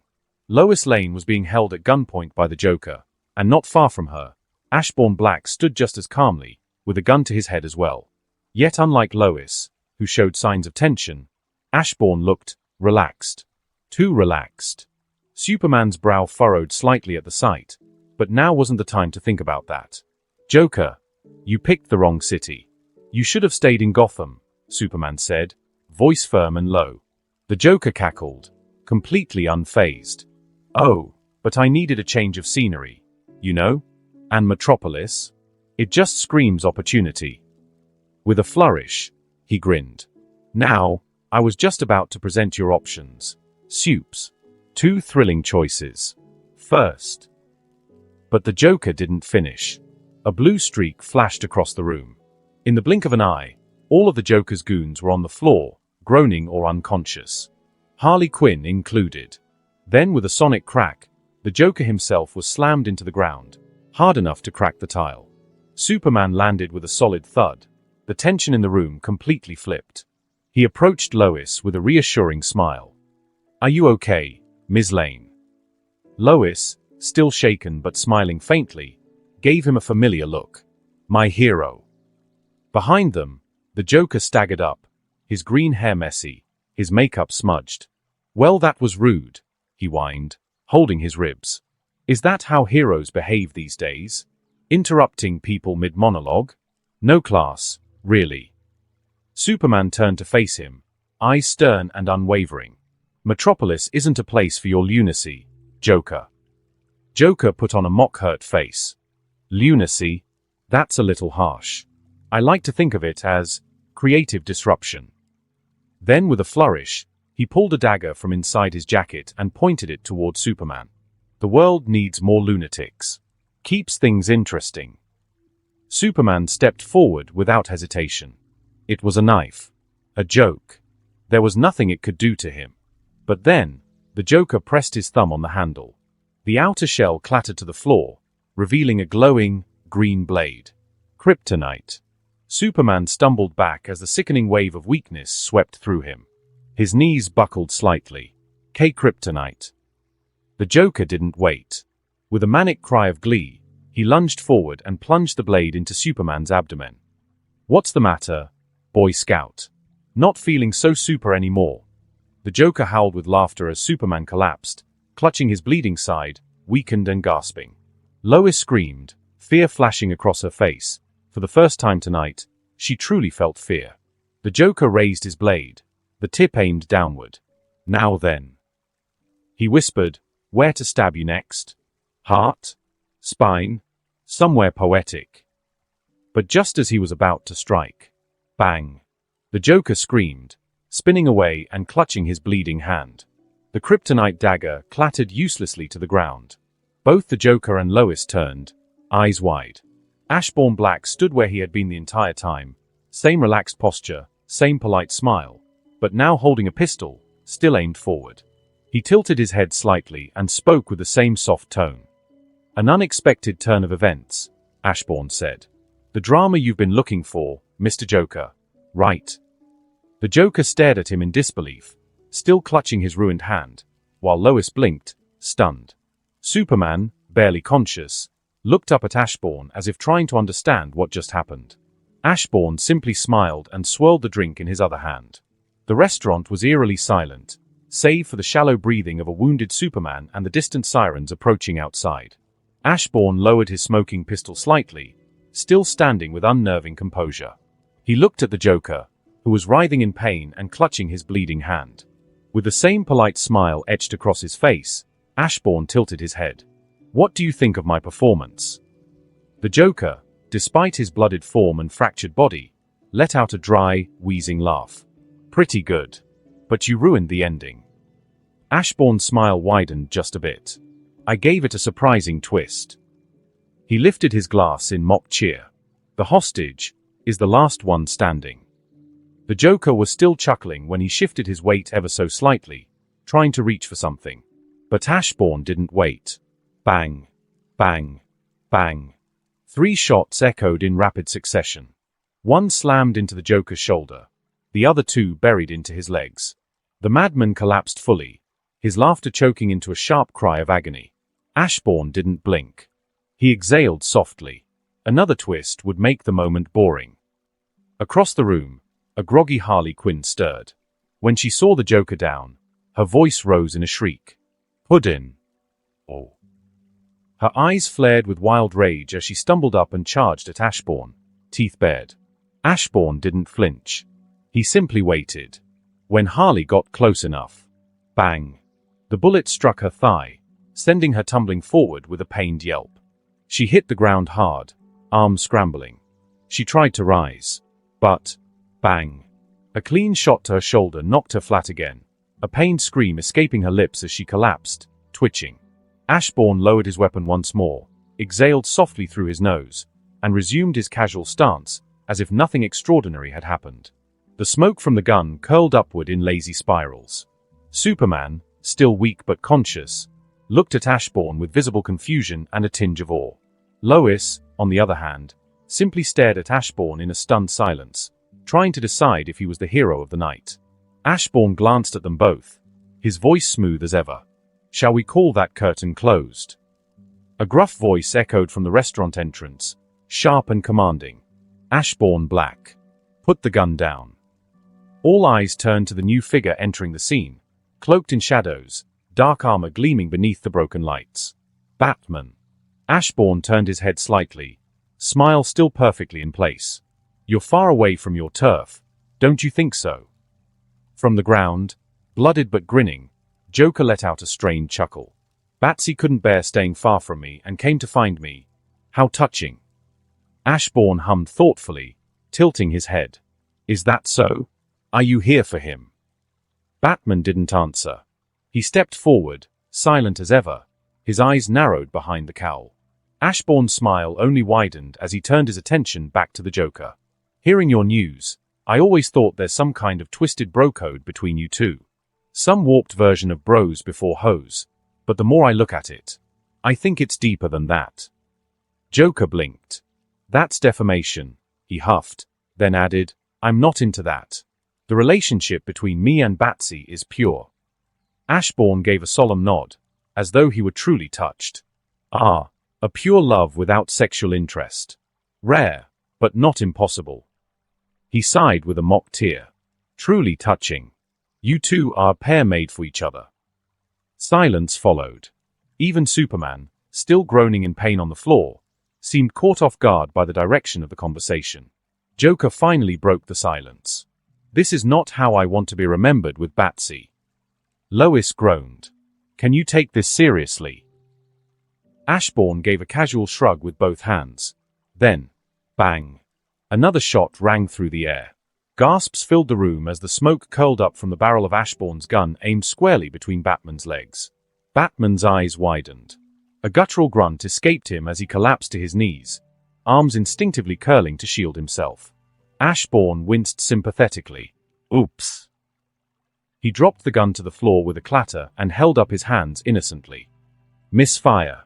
Please ignore it. He glanced at the writhing vigilante. Luckily, Mr. Batman's ballistic cup is rated for small arms fire. Might still need an ice pack, though. Lois stared in disbelief at the quickly paling Batman, struggling to breathe through the pain. Even Joker blinked in shock before speaking. You really should be more careful with that thing. Could hurt someone. Ashbourne gave him an apologetic nod. Sorry about that. He turned his attention to Harley Quinn, still groaning on the floor. Ms. Quinn, you have my sympathies. He said in a surprisingly sincere tone. The man you love has another man in his heart. It's truly tragic, the life you're leading. I sincerely hope you'll find yourself a new boyfriend. Or girlfriend. Harley whimpered something incoherent as Ashbourne stepped forward, picked up the kryptonite dagger from the floor, and admired it with a curious look. I'll keep this as a souvenir. He looked around the room once more, carnage and chaos painted in every direction. And I think I should run before a big angry bat recovers. With perfect calm, Ashbourne Black walked out of the restaurant, leaving behind him a room full of broken heroes, wounded villains, and utter confusion. The next day, the world awoke in disbelief. News outlets exploded with headlines, social media flooded with memes, reactions, and furious debates, and the internet groaned under the weight of one video. Surveillance footage from the restaurant, uncut, unfiltered, and surreal, had leaked to the public. It began with the Joker's goons swarming in, guns drawn, taking hostages with theatrical flair. Then came Superman, arriving like a divine savior. Gasps turned to cheers, until he was taken down. A kryptonite dagger, buried deep in his side, brought the Man of Steel to his knees. And just as the video seemed to reach peak insanity, in walked Ashbourne Black, and everything changed. The man's casual stance, his casual talk with the Joker, his relaxed and amused stance, and then the arrival of Batman. But it was the moment that came after that broke the internet. Ashbourne's gun misfiring a shot fired directly between Batman's legs, the Dark Knight collapsing with a groan that haunted viewers worldwide. The world collectively gasped, then paused, then rewound the footage, then rewound it again, then turned it into a meme. When the city needs you, but your balls say no. Some called the video a fake, a prank, a Joker-inspired hoax. The internet simply couldn't accept it. Superman being stabbed was one thing, but Batman getting shot in the balls? That was too far. And yet, the footage continued. The Joker, stunned. Harley, down. Ashbourne smirking like a man who knew he just became a legend. Then came the arrival of the Flash, moving like lightning, blurring into the frame to retrieve the fallen Superman and a very delicate-looking Batman, vanishing again in an instant. The police issued an official statement soon after. The video is authentic. Mr. Ashbourne Black's actions fall under justified self-defense. The injury sustained by Batman was the result of an unfortunate accident. No permanent damage was reported, probably. The world was still reeling when a reporter finally caught up with Ashbourne, asking the question on everyone's mind, why were you carrying a gun at a gala? Ashbourne, with his signature smile and a nonchalant shrug, answered, a rich businessman from Gotham attending a high-profile gala with other rich and influential people. Isn't that exactly the kind of place Gotham criminals attack? It sounded ridiculous. And yet, the logic was bulletproof. Of course criminals would show up. Of course he was armed. The people loved it. Commentators and influencers dubbed him Batsbane Ballbreaker Black, and the rich nutter who saved the day. Joker and his gang were sent back to prison bruised, broken, and injured. Ashbourne Black, meanwhile, was celebrated. Awards were whispered. Invitations to talk shows poured in. He was hailed as the fearless, eccentric businessman who stared death in the face, mocked it, and walked away with a souvenir dagger and the internet's eternal respect. But the truth? Ashbourne hadn't gone there to be a hero. He'd gone for the fun. And he got it with a side of kryptonite blade, international fame, and the priceless memory of making Batman drop like a sack of potatoes. In the towering, pristine halls of LexCorp, the air practically crackled with rage. Lex Luthor stood by the panoramic glass window of his office, jaw tight, hand clenched around the edge of a data tablet. His usually composed demeanor was beginning to crack. The footage had looped in his head endlessly, Superman bleeding, brought to his knees. It should have been his moment, the final move in a carefully orchestrated play. A successful kryptonite strike was a 1 in a million opportunity, and now it was gone. Wasted. He'll be on guard now, Lex muttered to himself. He'll scan everything. He'll expect traps. And kryptonite isn't exactly growing on trees. He turned away from the window and eyed the sleek display monitor on his desk. A single message blinked on the screen, one he'd read multiple times that morning, each word grinding further into his nerves. From Ashbourne Black, I traced the source of Lois Lane's invitation. It seems she got in through one of your business associates. Fascinating, isn't it? Last night was fun. Thank you. Lex exhaled sharply, the tension in his chest flaring into fire. Ashbourne hadn't made a direct accusation. He didn't have to. The tone was smug. That irritating blend of sarcastic civility and undeniable sharpness. Lex could feel the implication beneath the words, a veiled acknowledgement, a smirk hidden. Damn him, Lex muttered, fingers drumming on the desk. He played me. For a moment, he seriously considered calling in one of his less savory contacts. An assassin. A warning. A silencing. But the thought dissolved as quickly as it came. Ashbourne was not an enemy. Not yet. He was unpredictable. Yes. Dangerously intelligent, even more so. But he had shown no interest in virtue. The man had interfered for self-amusement, not justice. He was not even aware of the situation ahead of time. And that was useful. Still, Lex added a mental note, never underestimate him again. Back in Gotham, in a darkened cave of Wayne Manor, the Bat Cave, the atmosphere was no less grim. Bruce Wayne sat slouched in his chair, a rare look of emotional defeat etched on his face. His phone buzzed again. Another concerned text from a colleague. The previous one had been from Oliver Queen, asking if he should send an emergency ice pack. But the one that stung the most was Alfred's question. Do you still possess the necessary equipment to ensure a Wayne heir, Master Bruce? The family tree is concerned. Bruce growled and tossed the phone on the ground. He had watched the video multiple times. He had seen the shot, the flash, the angle, the stupid oops face Ashbourne made. And he had seen his own knees hit the floor in what would soon become the most replayed fall in superhero history. Humiliation wasn't unfamiliar to Bruce. But this was different. He tapped into the Bat computer, pulling up Ashbourne Black's records. Everything looked normal. Too normal. No criminal history. No under-the-table dealings. No dark files. Just eccentric habits, absurd investments, and a reputation for being both brilliant and unmanageable. Too much money and too much brain, Bruce muttered. A dangerous combination. He leaned back, piecing together a profile. Ashbourne Black is confident, fearless, and deeply intelligent. He follows rules, but is not strictly adhered to the normal moral codes. A chaos element. A wild card. Not a villain, but not a hero either. You're not a threat, Bruce said not yet. But evaluation would continue. Because a man who could shoot Batman in the groin, on accident or not, and walk away grinning, he couldn't be ignored. Ashbourne Black sat comfortably in the middle of an expensive, oversized couch. The room around him was bright and modern, with a wall-sized aquarium casting shifting blue light across the polished floor. But the luxury of the space wasn't what made it feel crowded today. It was the 5 ex-villains surrounding him, each wearing a strangely similar expression of exasperation and worry. Jinx stood with her arms crossed, eyes narrowed, while Gizmo was pacing back and forth muttering to himself. Mammoth leaned against the wall silently like a frowning statue, while Kwd and Billy Numerous sat side by side on the edge of a sleek coffee table, both clearly trying to find the right words. "You need a bodyguard," Jinx said flatly, not even waiting for pleasantries. "It's not a debate, boss." Ashbourne looked up from the glass of wine in his hand, one eyebrow raised. "I just survived a dinner party with Joker and came out with a free dagger. I think I'm doing fine." "You were lucky," Jinx said, waving a hand. "That guy had a kryptonite blade. That was serious. You don't always get to charm your way through madness." "I didn't charm anything. I just didn't panic," Ashbourne replied with a cool smile. "Which was impressive," Billy said with a grin. "But still, you're not bulletproof. Or laser-proof.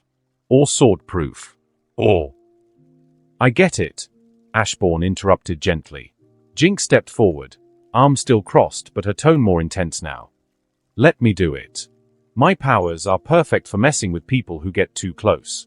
I can twist their luck into a living nightmare. You won't even know I'm there unless someone's threatening you." Ashbourne chuckled. That almost sounded romantic. Jinx didn't smile. "I'm serious." "I know," Ashbourne replied, standing up and setting the wine glass down. He looked around at the small group. "I appreciate the sentiment, all of you. It's touching, in a dysfunctional, chaotic sort of way.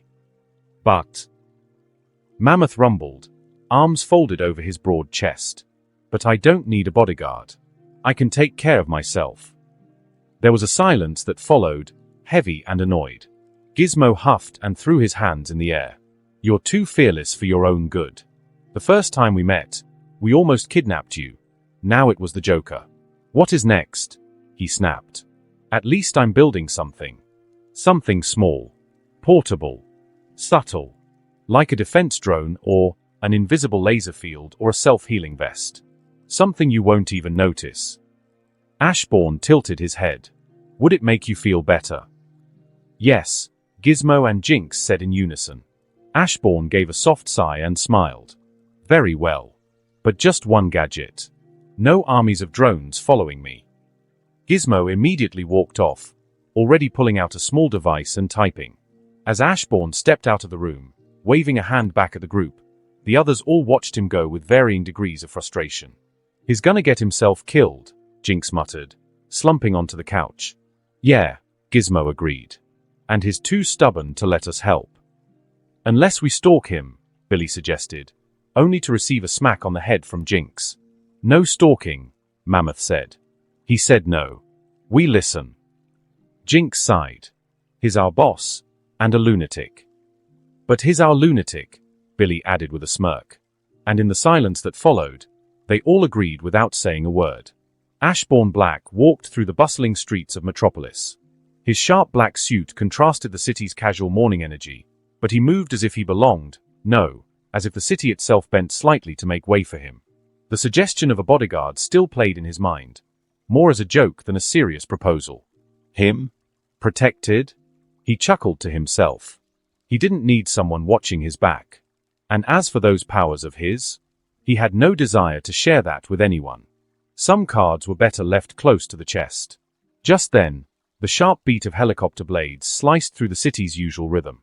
Ashbourne tilted his head toward the sky, watching a military-style chopper weaving erratically through the skyline. Trailing it, focused and fierce, was Supergirl. The side door of the helicopter slid open, revealing a gunman with a heavy machine gun. He opened fire at Supergirl, round spraying, but the bullets simply bounced off her. Supergirl responded quickly, darting forward and grabbing the tail of the helicopter. The aircraft spun from the force, spiraling toward the nearest rooftop before crashing through it and slamming down to the street below. People screamed and scattered in a panic as debris rained from above. But Supergirl's grip remained steady, ensuring the crash didn't turn catastrophic. Ashbourne didn't flinch. His walk continued, uninterrupted. The crash site happened to be the very coffee shop he'd been heading to. How inconvenient. He stepped over a crumpled light pole, past a collapsed wall, and sidestepped a sparking cable as he reached the cafe entrance. The helicopter was barely feet away, smoke rising from its broken chassis, but he didn't so much as glance at it. Neither the shaken gunman nor the still hovering Supergirl noticed him. Inside, He ordered his usual blend, waited patiently, still ignoring the chaos outside, and left exactly 3 minutes later, coffee cup in hand. Outside now, he found a gathering had formed. Superman stood beside an angry Supergirl, speaking to her in a calm, quiet voice. Lois Lane stood just off to the side, phone in hand but not recording, observing with a mixture of curiosity and exasperation. Ashbourne approached, raising his coffee in greeting. "Morning. Fine weather for a city brawl, don't you think?" Superman turned first, a flicker of recognition flashing in his eyes. "Mr. Black. It's good to see you again. Is this another kidnapping attempt, Ms. Lane?" Ashbourne asked lightly, sipping his coffee. Lois looked at him, her eyes twitched, lips tightening in that way they did when someone got under her skin. "You're unbelievable." Superman chuckled quietly. "Unfortunately, yes. And I've been meaning to thank you for the other night. I was preoccupied." "It's fine," Ashbourne replied. "Honestly, I expected a vacation after being stabbed, but I suppose that's not how you work." "It's not exactly a pleasant experience," Superman agreed, "but I've fully recovered." Supergirl finally looked at Ashbourne with dawning recognition. "Wait a second. Ballbreaker Black." Ashbourne gave a theatrical bow. "In the flesh. Though I'd appreciate not being called that. Sounds rather unpleasant, and I'm fairly certain Batman despises me now. I'll be avoiding Gotham for a while. After all, I'm the one who broke his balls." Supergirl laughed out loud, despite herself. Superman gave a weary sigh. "He's definitely not happy with you," he confirmed. Ashbourne reached into his jacket pocket and handed Lois a sleek black card. "For the annoyance I caused you the other night," he said. "That's the number of one of the best breast cancer specialists in the country. Call him. Any checkups or medical bills are on me." Lois blinked, caught off guard. "That's an unconventional gift," she said, narrowing her eyes at the card. Ashbourne gave a small nod. "Figured it might be useful. You're exposed to X-rays on a daily basis, after all." Lois's eyebrows knit together in confusion, as did Kara's. Superman's smile faltered. Ashbourne gestured casually at the Man of Steel. "I mean, he's always looking through things. We don't know how alien X-rays work. Better safe than sorry, right?" Superman's jaw tightened. "I would never do that. What do you think of me?" Ashbourne paused, then replied with careful consideration. "A straight male, with gifted eyes." Superman's face darkened several shades. Lois slowly turned to him, suddenly looking a little unsettled. Kara burst into laughter, doubling over as the tension in the air cracked like glass. "Well, my coffee's getting cold," Ashbourne said, raising his cup again. "Farewell." And with that, he turned and resumed his walk as if nothing unusual had happened. As if helicopters didn't crash next to cafes and his conversation with them was part of the morning routine. Lois watched him go. "I can't figure him out," she admitted. "He's not like any rich guy I've met before." "He's not," Superman agreed after a moment of contemplation. "He was too calm that night. Too relaxed. And even now, walking around Metropolis on foot without a bodyguard or attendant. Lex would have never done that." Lois nodded and said. "And just now, he threw a jab at you. He is too reckless and fearless."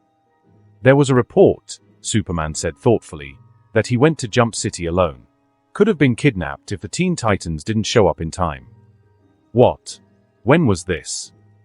Lois asked, genuinely surprised. Superman replied, "Not long ago. And he still had lunch with the people trying to kidnap him.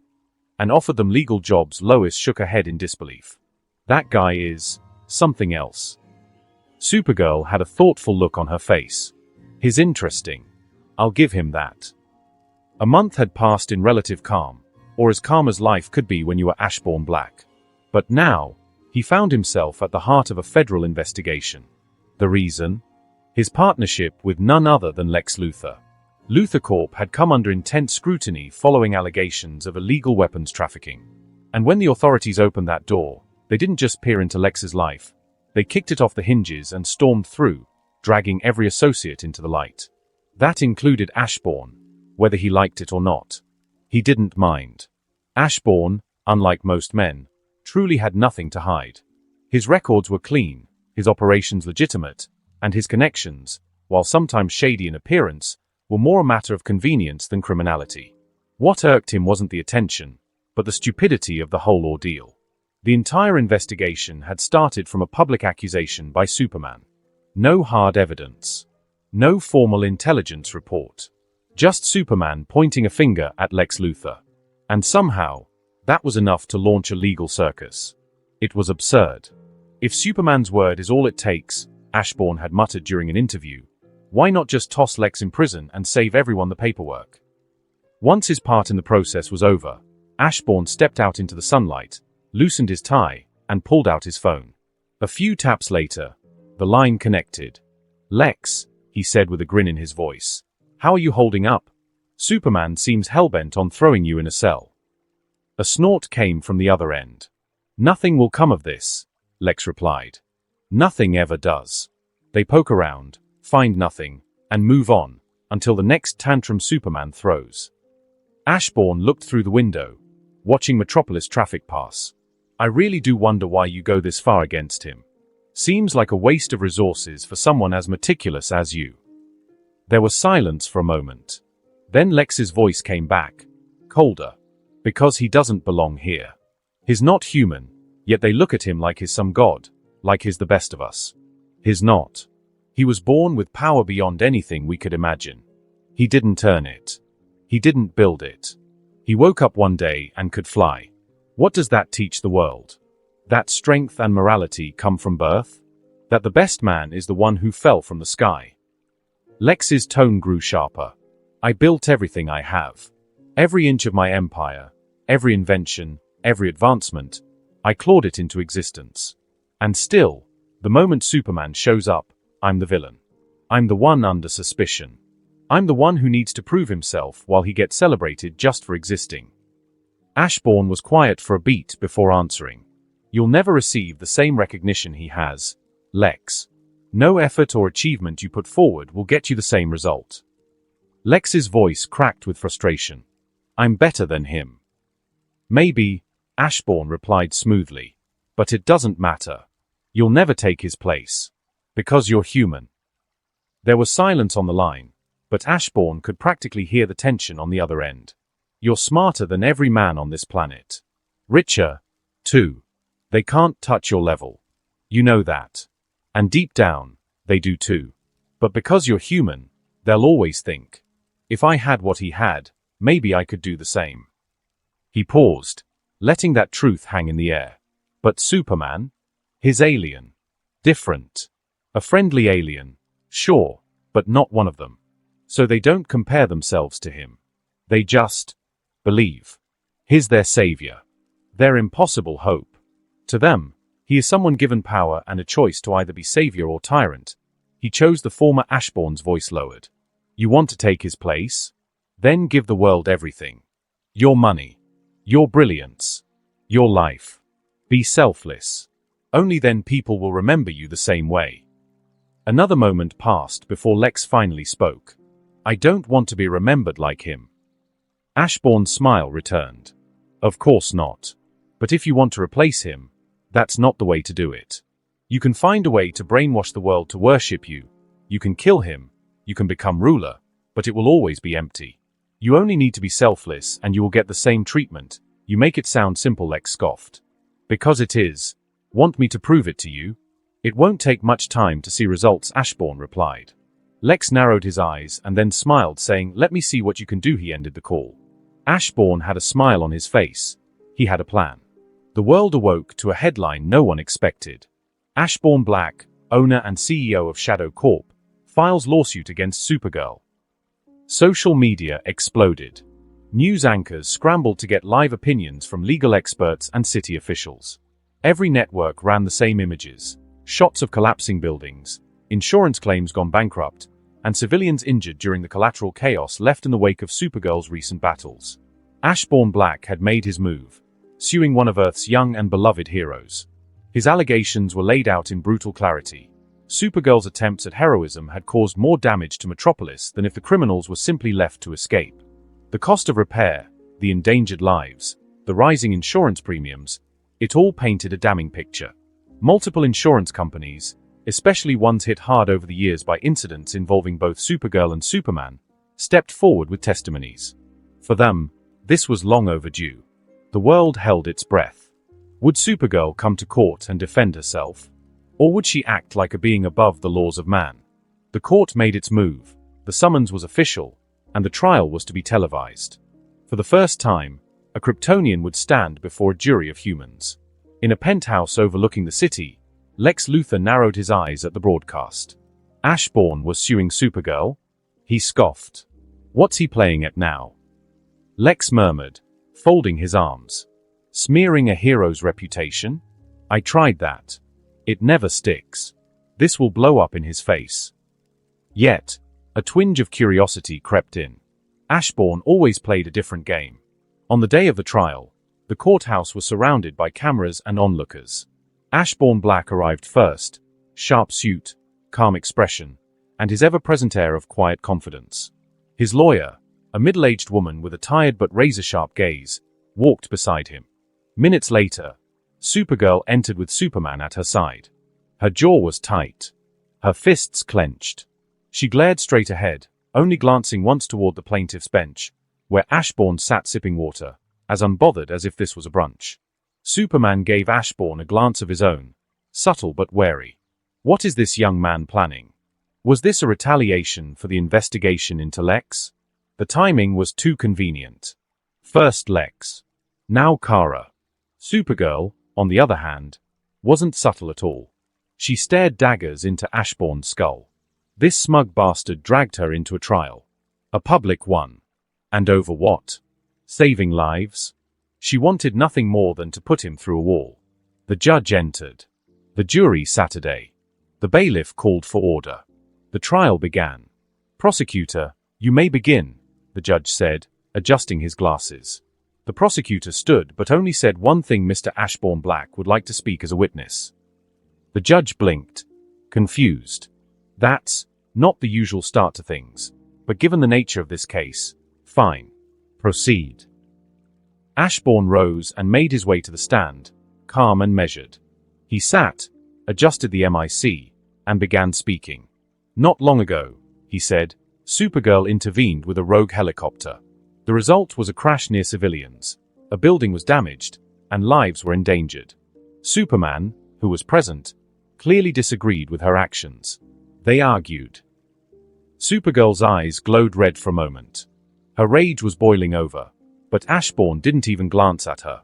This, he continued, was not an isolated incident. She's strong, noble, even, but reckless. This cannot continue. The room was silent. People braced for an attack on her character, or worse, some motion for imprisonment or exile. But Ashbourne's tone shifted. However, he said, no one can deny that she wants to help. But she is not like her cousin. Superman grew up here. He understands us. He acts like us. Supergirl doesn't.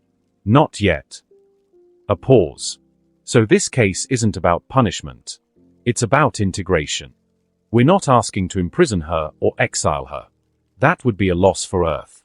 Instead, we ask that she be sentenced to social service. The courtroom broke into whispers. Ashbourne raised his voice.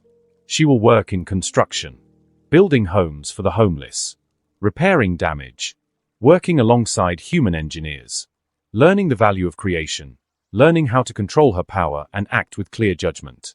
The materials will be provided by Shadow Corp, as well as staff and resources. I believe this will teach her more about this world than flying above it ever could.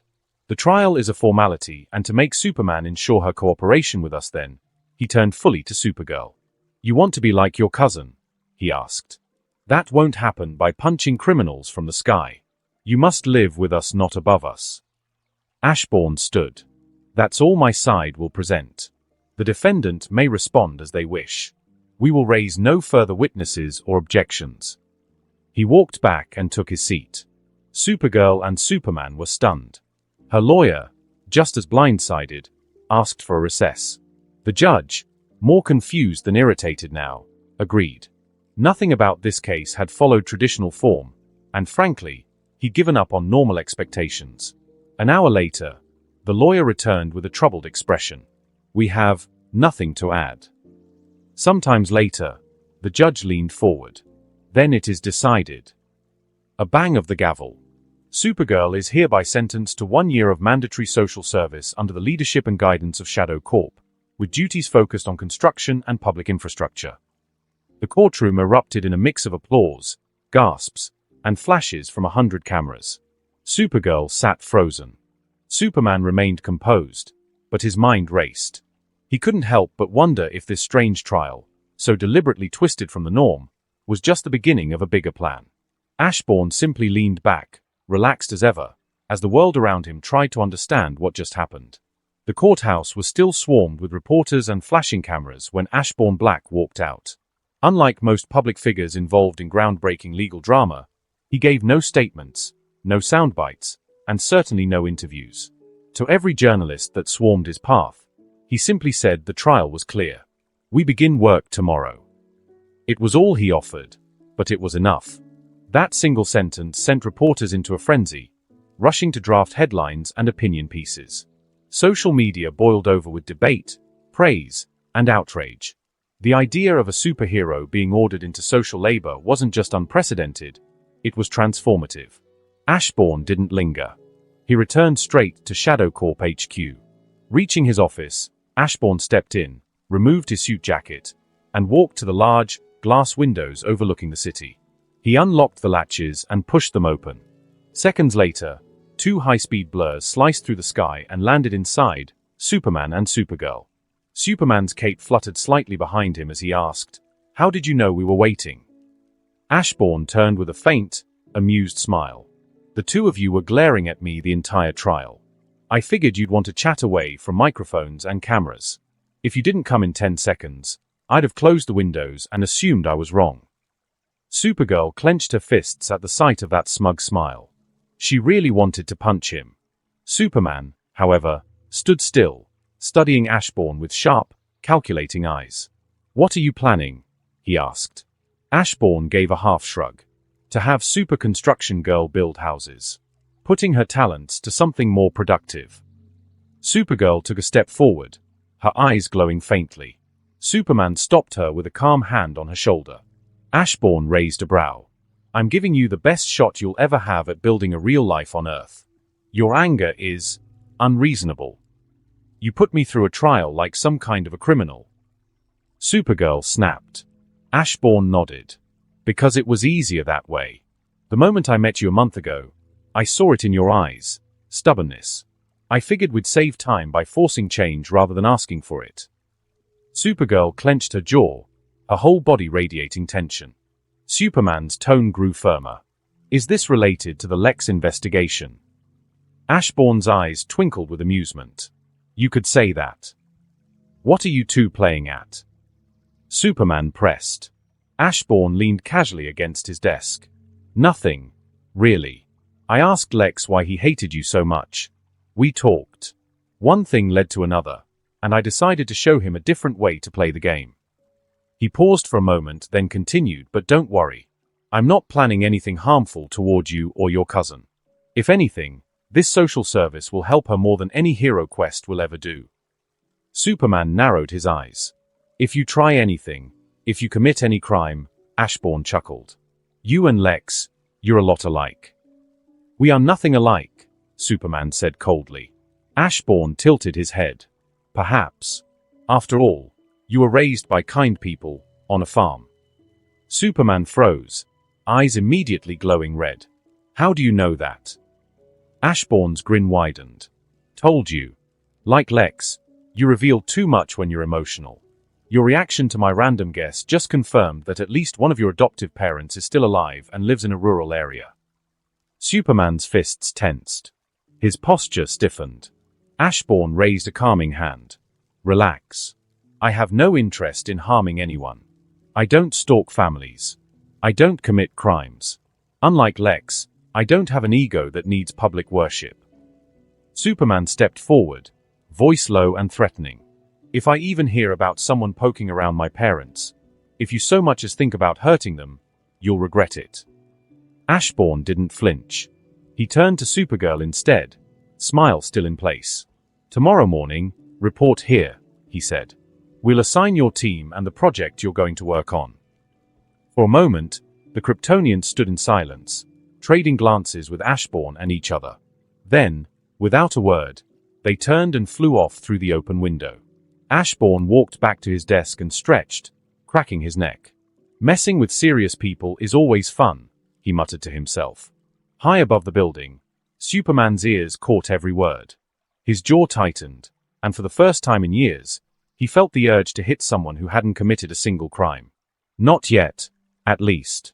Back in the office, Ashbourne sat alone at his desk, leisurely sipping a cup of black tea he just ordered when the call notification blinked on the screen. It was Lex. He pressed a key, and the video call opened, revealing the sharp, focused eyes of Lex Luthor on the other end. Ashbourne didn't miss a beat. "Hope you enjoyed the trial," he said casually, the smile already forming on his face. Lex didn't bother with pleasantries. "What are you planning?" he asked bluntly. "Why go through the effort of putting Supergirl on trial, only to request community service at the end?" Ashbourne leaned back in his chair, the smile on his face unshaken. "She's doing too much damage, that much is true. But she's not beyond redemption. With time, she'll learn. She'll adapt. All I did was spend a bit of money to make this public, and get her to work for me." Lex narrowed his eyes, still unconvinced. Ashbourne continued, "She'll help me with construction, speed up my development projects for practically nothing. Meanwhile, the public will believe any heroism she shows later was thanks to me. That I gave them a superhero instead of a reckless alien." He lifted his cup for another sip, voice calm and confident. "I only stand to gain from this. It's completely legal." Lex remained silent, his expression unreadable. Then Ashbourne's smile widened, his tone shifting slightly, still light, but with a sharper edge. "I do a few more stunts like this, and you'll find people trusting my word as much as they trust Superman's. Maybe more. Even Superman will be on my side eventually as he realizes that he misjudged me. What do you think?" For a moment, Lex said nothing. He saw the brilliance in the strategy. It was clean, clever, and insidious. It didn't challenge Superman head-on, didn't scream war, it whispered influence. And that made it dangerous. Still, Lex's pride refused to be impressed. "I'm not interested in matching Superman's image or becoming his friend," Lex said coldly. "I want to crush him. I want the world to look at him the way they look at insects. Small. Weak." Ashbourne's smile didn't fade, but his eyes gleamed with interest as Lex added, "But for now, let's see how things go for you." With that, Lex ended the call. The screen went dark. Ashbourne stared at it for a few seconds longer, then leaned back in his chair, chuckling softly to himself. He was enjoying every second of this. Flying just above the clouds, Superman and Supergirl soared in silence, the sun casting a golden glow over the distant cityscape below. The wind roared past them, but between the two Kryptonians, the tension was louder. Kara finally broke the silence, crossing her arms mid-flight and muttering, "You should have punched that annoying smile off his face." Kal-El sighed, his eyes fixed on the horizon. "Trust me," he said, "I felt like doing that. But Ashbourne Black hasn't committed any crimes." The words hung in the air for a moment. Kara glanced at her cousin, surprised by the weight in his voice. There was something else there, concern. Kal-El was silent for another moment, then added, "Kara, be careful around Ashbourne. He's intelligent. Sly. More so than Lex Luthor." Kara blinked, visibly startled. "Wait, more than Lex? Come on, he's a jerk, sure, but that's a high praise." "I'm not praising him," Kal replied grimly. "I'm warning you." Kara's eyes narrowed slightly, her curiosity piqued. "Why do you think that?" Superman's jaw tensed, the memory fresh in his mind. He knows how to read people, how to manipulate them. He plays several steps ahead. During our talk, I looked at his heart rate, and it didn't change once. Not even when I threatened him. No fear, no worry. Kara looked troubled, but Kal wasn't finished.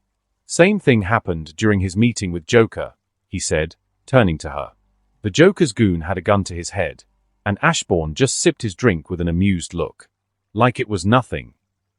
Kara's expression turned serious. There were few who could remain composed under the Joker's insanity. That kind of detachment, that smile, was more than unnerving. Superman gave her a deep look, his voice firm. "He's dangerous. Kara. Be careful what you say around him, what you do, and what information you share. He sees more than he lets on." Kara nodded slowly, her earlier frustration with Ashbourne now mixed with a heavy unease. She wasn't looking forward to the future, and now, more than ever, she knew she had to tread carefully. The gravel crunched beneath Ashbourne's boots as he stepped onto the grounds of his family villa, the familiar silence of the old estate welcoming him back. It had been several days since he last returned, his attention absorbed by the trial, press, and the sudden spotlight thrown on Supergirl. He had no intentions of dealing with anything tonight. Just games. Just movies. Just silence.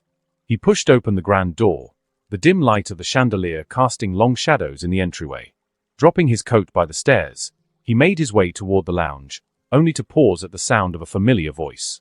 "Back already?" Jinx said, lounging on one of the velvet couches, legs up and eyes lazily fixed on the television. Didn't expect the mighty boss to return so soon. That trial was something else, though. Never thought I'd see the day a hero got sentenced to community service. Ashbourne raised an eyebrow and offered a casual shrug. Everything has a first time. Jinx tilted her head and narrowed her eyes playfully. "So? What are you planning next?" He smirked and stepped further into the room. "Honestly, I was thinking video games. Maybe a movie. Then I'll head out in the morning." Jinx blinked. "Wait, you play video games?" Ashbourne chuckled. "Got a console in my room. I come back here just to relax sometimes. Can't have Shadow Corp thinking I work all the time." Jinx sat up. Interest suddenly piqued. "I've been wanting to play with someone for a while now. You down?" He glanced at her, surprised, but not displeased. "Sounds fun." A few minutes later, the two were nestled in the dimly lit comfort of Ashbourne's private room. The large screen flickered to life as they each grabbed a controller. The tension of the outside world melted away with every click, shout, and laugh. Between loading screens and competitive banter, their conversation shifted. "Hey, boss," Jinx said casually, eyes fixed on the screen, "you ever dated anyone?" Ashbourne didn't miss a beat. "Nope. Not looking for anything like that right now. I don't mind a one-night stand here and there for fun. But, relationships? Nah. Too busy." His answer was direct, honest, and unapologetic. But behind those words was something deeper, a lifetime lived. Or more precisely, long lifetime. In his past life, he had experienced romance. But centuries of war taught him to enjoy the smaller things first. Long commitment can always wait. He had all the time in the world. Jinx was quiet for a moment, her mind wandering. He was attractive, successful, mysterious, and despite his quirks, strangely charming. She found herself wondering what it would be like to be with someone like him. But the answer seemed obvious. He wasn't interested in love. Maybe never would be. Still, his mention of casual encounters lingered in her mind. That old saying played on repeat. There's no such thing as casual sex. If she offered, would he see her differently? Would it change anything? Or would it just be a moment? Her cheeks turned pink at the thought, and she tried to push it away, but her silence caught Ashbourne's attention. He leaned slightly toward her. "Something wrong? You're awfully quiet." Jinx bit her lip, hesitating for a long moment. Then, with a deep breath, she turned to face him. "You told me I was pretty and cute when we first met." Ashbourne blinked. "Yeah, I remember." "Then," she said, her voice steadying, "let's have a one-night stand." The controller slipped slightly in his hand. "You're serious?" She nodded, though her blush deepened. "It'll be casual. Just one night." Ashbourne studied her expression carefully. He didn't sense a game. Just nervous honesty. This wasn't like her. He recalled what he knew about her, and this felt out of place considering her personality. Maybe this side had always been there. "Do you understand what one night means?" he asked, gently but firmly. Jinx nodded again. "I do. I'm not asking for more." A long beat passed. Then Ashbourne gave a light, amused smile. Well, if you're offering, it would be impolite of me to refuse.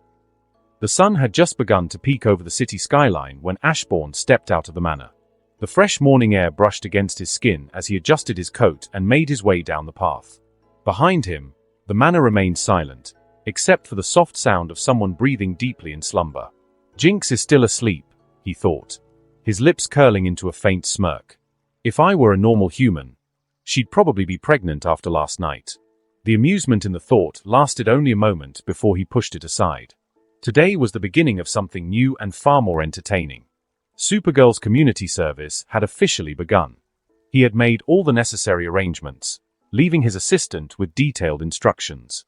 But before heading to Shadow Corp, he took a small detour. A donut shop near the corner of 5th and Holloway, his guilty pleasure. A box of assorted donuts in hand, he finally made it to his office just before things were set in motion. He barely had time to take a sip of his coffee when a knock echoed through the large glass window behind his desk. He turned, already knowing who it was. Floating just outside, arms crossed and face tight with annoyance, was Supergirl. Ashbourne rose calmly and opened the window. Good morning. A fine day for a first job, wouldn't you say? Supergirl floated in with an unamused expression. Whatever. I want to finish this quickly. Her manners didn't faze him in the least. He stepped aside and gestured toward the interior. Glad to see you're looking forward to it. But in the future, kindly use the front door like proper people. We wouldn't want anyone thinking you're here to rob the place. He pressed a button on his desk, summoning his assistant, then strolled past her casually. First things first, your outfit. You'll need to change into something more suitable. Just as he finished the sentence, the door opened, and his assistant entered carrying a neatly folded set of work clothes in a plastic garment bag. Ashbourne accepted the package with a nod. Thank you. Then he turned and handed it to Supergirl, who looked confused and slightly offended. I don't need this, she said flatly. Ashbourne tilted his head. You're working in construction. We can't have you walking around in, well, thought-like clothes. Supergirl blinked. What's a thought? The old assistant's eyes widened in horror, a deep, sinking feeling forming in his gut. He truly feared for Ashbourne's safety. Ashbourne blinked too, visibly surprised. Ah, that explains your fashion sense. Supergirl glanced down at her current outfit, a short red skirt ending above her knees, and a blue crop top revealing her midriff. What's wrong with what I'm wearing? Ashbourne said nothing. Instead, he calmly walked to his desk, turned the monitor toward her, and began typing a few words. Supergirl leaned in to see what he was showing her and froze. A few seconds passed. Then her fists clenched. The next instant, with a burst of rage, she slapped the monitor with such force that it shattered and flew across the room, crashing into the wall. Ashbourne, still calm, gave a long-suffering sigh. That was uncalled for. The monitor didn't do anything to deserve such treatment. Supergirl didn't respond with words. Instead, she stepped forward, eyes blazing with fury, and launched a punch straight toward Ashbourne's face only to stop 1 centimeter short. The wind force alone tousled Ashbourne's hair violently. Yet he didn't flinch. Not even a twitch. Instead, he simply tilted his head, still smiling. Please control your temper. A punch like that could kill a human 100 times over. And I'd prefer if you didn't traumatize my employees. They're rather delicate. Supergirl stared at him, really stared. And then she saw it. Just like Kal-El warned her. His heart wasn't racing. His breath was steady. His eyes didn't even blink. He wasn't scared of her. He didn't care. Ashbourne pointed behind her, toward the pale-faced assistant still frozen in place. See? He's scared of you. That's the effect you have when you let your temper run loose. Supergirl turned her head slightly to glance at the assistant. She said nothing. Change your clothes, Ashbourne continued, stepping over the monitor debris like it was nothing. Then follow Uncle Rex. He'll show you around. And hopefully, by the end of the day, he'll stop fearing you. The assistant swallowed hard, his hands trembling slightly as he adjusted his glasses. Please, follow me. Supergirl shot Ashbourne one final glare, eyes full of suppressed heat. He gave her a pleasant smile in return and popped open his box of donuts. She turned and followed the old assistant out. Ashbourne took a bite of a chocolate-glazed ring and leaned back in his chair, a content sigh leaving his lips. What a glorious morning. The morning sun was already climbing higher when the company car rolled out of Shadow Corp headquarters. Inside, Supergirl sat in stiff silence, her arms crossed, dressed now in an orange and blue construction outfit that did not flatter her mood in the slightest. The bright color scheme clashed with her growing irritation. Next to her sat Ashbourne's assistant. She turned to him, barely able to hide her annoyance. "You. Why are we even in a car? I can fly us to the construction site in less than a minute." Rex gave a calm, polite smile, ever the professional under pressure. "You can call me Rex. And as for that, Ashbourne insisted that you don't fly and instead take the car. I don't actually know why." Supergirl's eyes narrowed dangerously. "Does that jerk enjoy annoying me?" Rex laughed weakly, rubbing the back of his neck. "I wouldn't put it past him. I have known him since he was a little child. He's not a bad person, just eccentric. You'll get used to him. Probably." She didn't respond. She didn't have to. The look on her face said it all. She definitely was not getting used to Ashbourne anytime soon. The rest of the drive was spent in silence, filled only by the soft hum of the engine and Supergirl's restrained sighs of frustration. When they finally pulled into the dusty clearing that marked the edge of the construction zone, Supergirl stepped out of the car and surveyed the scene. It was a sprawling area of activity, vehicles beeping as they reversed, workers shouting instructions, sparks flying from welders, and clouds of dust rising with every movement.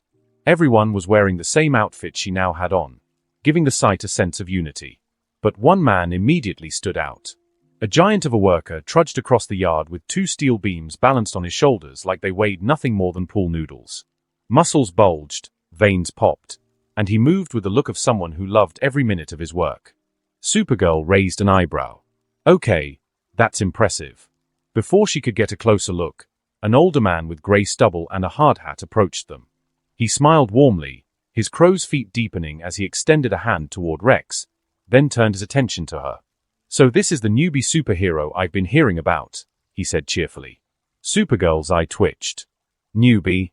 We've got a lot of work to do, Missy," the man continued, clearly not sensing, or ignoring, her rising irritation. "You'll get the hang of it quick enough. We've all been looking forward to seeing how much muscle a Kryptonian can actually offer on a real job site." He turned back to Rex, patting him on the shoulder. "Send my regards to the boss. Will you?" Rex nodded. "Of course, Mr. Halley." As the old man walked off, barking orders to a group of workers nearby, Supergirl exhaled slowly through her nose. Rex gave her a slightly sheepish look. "You okay?" "I'm fine," she muttered, already not looking forward to how this day was about to unfold. Construction work. Manual labor. With a side of humiliation. Ashbourne Black was definitely going to pay for this. Eventually. While Supergirl was reluctantly adjusting to her new role as a hard hat-wearing symbol of civic contribution, Ashbourne Black was already a few steps ahead in his day. Leaving the tall structure of Shadow Corp behind, he made his way toward a far more energized destination. The engineering research lab tucked in the industrial outskirts of the city. This particular trip wasn't scheduled on his calendar. It was a direct request from Gizmo himself. And when your top tech genius calls, you answer. As he strolled into the lab, the sharp scent of metal, solder, and synthetic oils greeted him like a familiar friend. The whir of machines and the clatter of tools danced in the background like music to the scientifically inclined. Gizmo, hunched over a glowing terminal, perked up the moment Ashbourne walked in. "You came." The small genius grinned widely. "And what's that smell?" Ashbourne raised the box of donuts with a slight grin. "Thought you might like a little sugar with your science." Gizmo lit up like a child on Christmas. "You are the best boss." Ashbourne chuckled lightly, placing the box on a nearby table. "Try not to get glaze on the circuitry." "Too late," Gizmo mumbled, already halfway into a powdered jelly. Wiping his fingers, Gizmo gestured eagerly. Come on, I've got something to show you." He led Ashbourne to a sealed-off testing area, where two metallic arm guards rested atop a reinforced platform. They gleamed under the overhead lights, sleek and matte black. I've been working on these babies ever since the Joker incident, Gizmo said proudly, his voice brimming with excitement. Took your whole not standing out philosophy to heart. He picked up the first arm guard and strapped it around Ashbourne's forearm. This one's a compact rocket launcher. Only 3 shots, but don't get greedy. Each one packs enough punch to turn a grown man into a red mist. Try it. Ashbourne raised his arm, aimed at a reinforced wall, and fired. A pencil-sized rocket shot out with barely a whisper. A second later boom. The explosion rocked the room, leaving a smoking crater in the metal. Ashbourne whistled. Impressive. Gizmo puffed out his chest, clearly delighted. Of course it is. My genius, your resources, it's a match made in technological heaven. Ashbourne nodded with a grin. That's why I hired you. Damn right you did, Gizmo grinned, then grabbed the second arm guard. And this one's your shield. It's got an energy reactive layer that can reflect physical attacks, bullets, blades, even blunt force. He strapped it on Ashbourne's other arm and activated it. A transparent shimmer extended from the device in a curved arc, humming softly. Still working out the power drain issue, Gizmo admitted. Can only take a few hits before it needs a recharge. But it's perfect for brief confrontations. Ashbourne tested it against a few automated projectiles. The bullets bounced off harmlessly, leaving nothing but a mild vibration in the guard. He nodded in approval. Not bad at all. Gizmo folded his arms, clearly pleased. Now you can defend and fight without drawing too much attention. Ashbourne glanced at both guards, flexing his hand slowly. Thanks, Gizmo. Hopefully, I'll get a chance to test them against people soon. Gizmo blinked, tilting his head. You mean, hopefully you won't, right? Ashbourne just smiled, the kind of smile that said everything and nothing at once. Gizmo sighed. He liked Ashbourne. A lot. The guy was weird. Sure. Eccentric. Unpredictable. Occasionally inappropriate. But where everyone else had either dismissed or manipulated Gizmo for his intelligence, Ashbourne had done the unthinkable. He'd believed in him. Back when Gizmo and the others had first crossed paths with him, they tried to kidnap him for money, but Gizmo never imagined it would lead to something like this. A new life.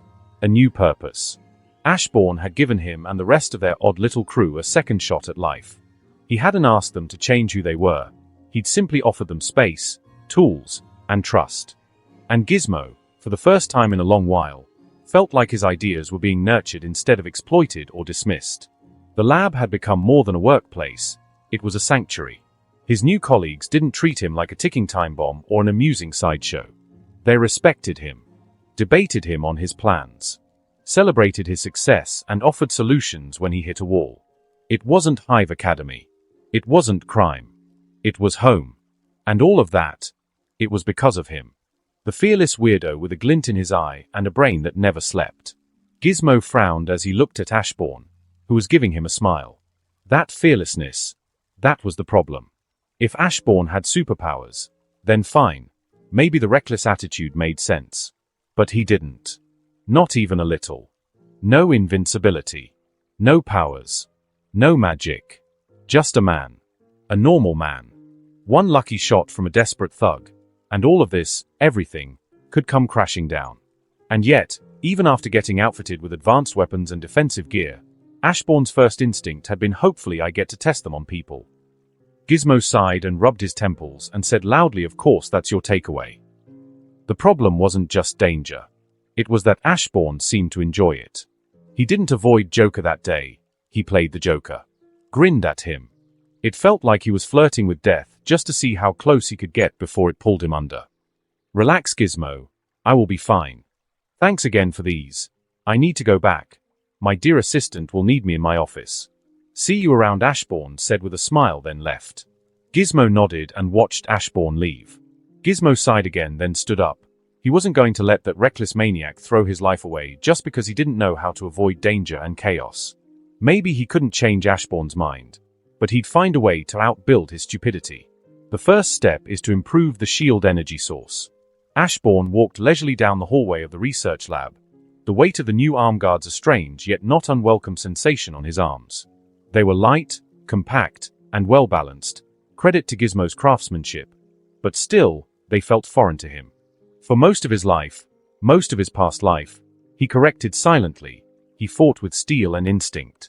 Swords, daggers, spears, and a sense of rhythm that could only be earned through pain and repetition. These modern weapons, however flashy, lacked the intimacy he had come to expect from battle. Still, he had to admit, there was a certain novelty in launching a pencil-sized missile that could level a truck. He chuckled to himself, flexing his wrist and hearing the faint click of the launcher's mechanism as it locked back into standby. "Not bad, Gizmo," he muttered under his breath. "You might be a gremlin, but you're a talented gremlin." The compliment was genuine. Ashbourne appreciated good work, and Gizmo had outdone himself. It wasn't that Ashbourne needed new weapons. His hidden arsenal, both magical and mundane, already made him more than dangerous. But something about these toys excited the part of him that hadn't felt curious in a long time. A part of him that had grown numb after centuries of repetition. His smile faded as his steps slowed, boots clicking against the floor. Trouble. He didn't have to look for it. In this world, this chaos-riddled universe filled with capes and monsters and walking nuclear bombs, trouble was always around the corner. He didn't mind. Eventually, there would be something. A villain who stepped too far. A fool who decided to involve Ashbourne, a problem that words couldn't solve. And when that moment came, well, now he had a little funny firepower to play with. Still, his thoughts drifted elsewhere. Supergirl. The corner of his mouth twitched. She was a mess of contradictions, arrogant and righteous, powerful and impulsive. The girl had the strength to lift buildings and the temper to punch through one just because someone bruised her ego. Ashbourne didn't fear her, but he certainly didn't trust her either. Not yet. And today was her first day doing honest work. Construction. No less. God help the city if she sneezes wrong. Ashbourne could already imagine the headlines. Alien girl destroys half-finished building. Claims it was an accident. Supergirl punches cement mixer. 5 injured, mixer missing. Shadow corp under fire after Supergirl's bad day. He shook his head with a small laugh, stepping into the elevator. The doors slid shut with a hiss. Whatever happened, he knew one thing for certain. It wouldn't be boring. And deep down, he didn't want it to be. The smell of roasted chicken and freshly baked cornbread filled the Kent family kitchen. The wooden table, modest but warm, was surrounded by faces marked with concern and affection. Kara sat in her usual seat, still wearing her civilian clothes after a long day. Her fork poked at her food without much enthusiasm. Clark, ever the attentive cousin, looked at her from across the table. "So," he asked casually, "how was your first day?" Kara's hand froze mid-poke. Her jaw tightened, and she exhaled sharply through her nose. "Ashbourne is a jerk," she muttered with venom. "An absolute jerk. The worst person to be around." Clark's expression immediately shifted, his normally kind eyes narrowing just a touch. "What did he do?" he asked, voice calm but serious. Jonathan Kent paused his chewing, and Martha Kent looked up from her plate, concern knitting her brows. The room went still. Kara hesitated for a moment, then crossed her arms. "He indirectly called me a thought." Silence fell like a dropped brick. Kara's cheeks flared with red, not from embarrassment but anger. "I mean, yeah, my outfit shows a little skin. So what? Since when does that make me a thought?" Her fork stabbed her mashed potatoes with unintentional force. "I really wanted to punch that guy through a wall." Jonathan blinked slowly. What?" Martha coughed lightly and reached for her water. "Maybe we should focus on what else happened today, aside from your charming boss," she said with a diplomatic smile. Kara's glare softened a little, and she looked down at her food again. "It was strange," she said quietly, "being around people like that. Normal people. Working like one of them instead of flying over everything. It was weird at first, but—" Her voice dropped as she poked at her food again. "It was, unexpectedly, a little fun." Clark smiled, the tension in his shoulders easing. "That's good to hear," he said gently. Martha nodded. "Sometimes the hardest part is finding connection in the everyday. But when you do, it's worth it." Kara gave a small shrug, but the corner of her mouth curved up, just barely. The family shared a few light chuckles after that, the mood lifting like fog in the morning sun.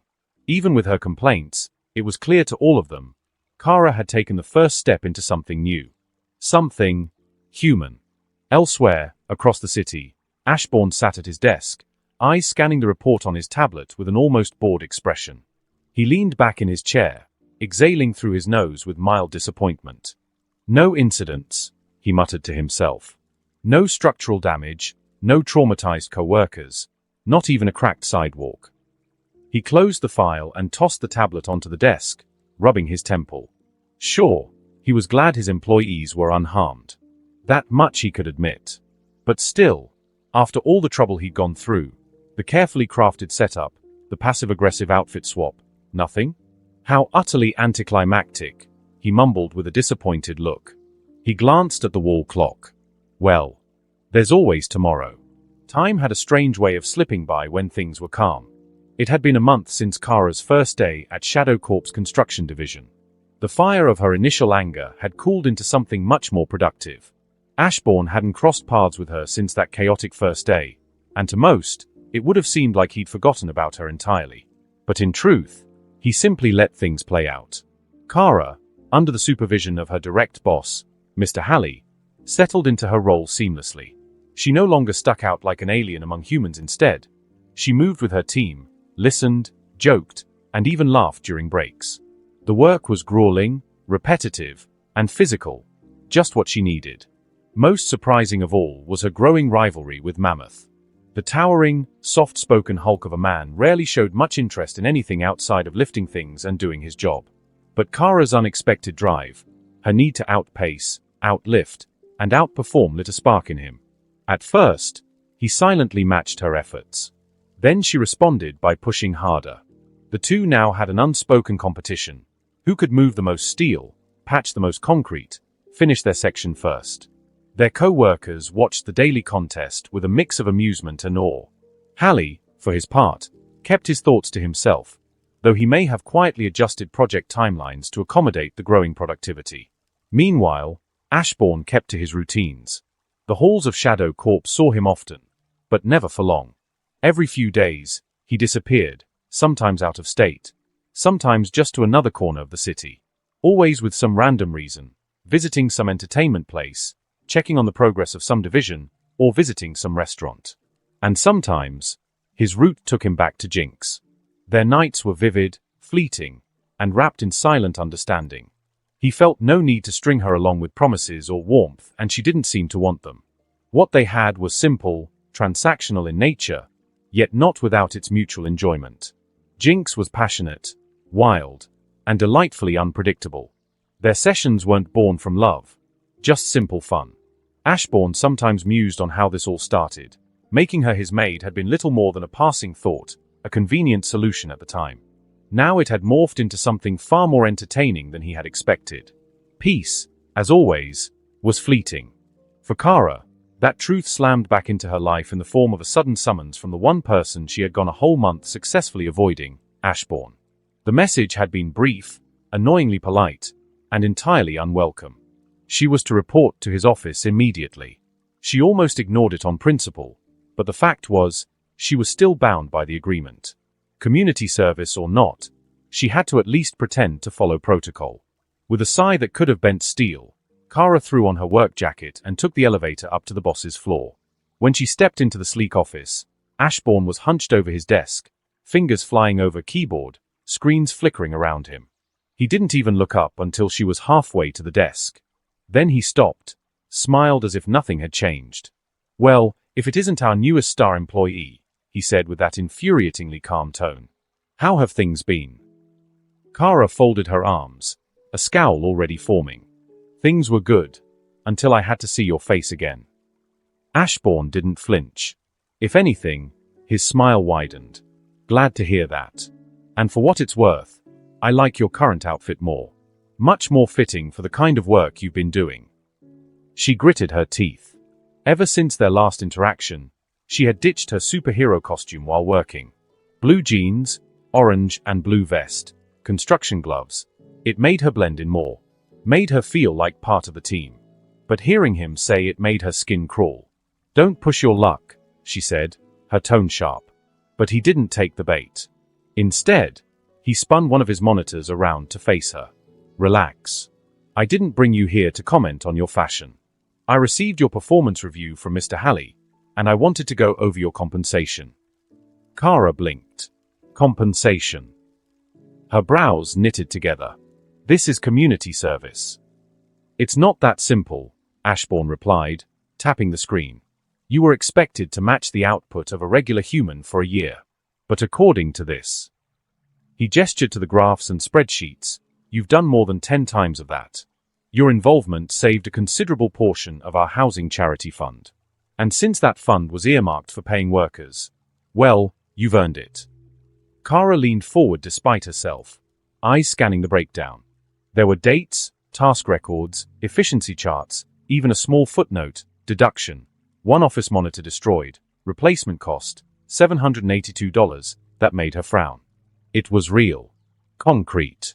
A full analysis of everything she'd done. She looked up at Ashbourne, who held out a sealed envelope. You earned it. Kara took the envelope slowly, like it might explode. She stared at it for a long moment, then narrowed her eyes. I don't need your money. Ashbourne's reply came without hesitation. It's not mine. It's yours. You earned it. I may be a jerk in your eyes, he smiled, but I'm a fair employer. What you do with the paycheck is your call. Burn it. Donate it. Frame it. Doesn't matter to me. Kara stood still for a second, her face unreadable. Then he turned back to his screen. Ponder it on your own time. I've got work to do. With her lips pressed into a thin line, Kara spun on her heel and left the room in silence.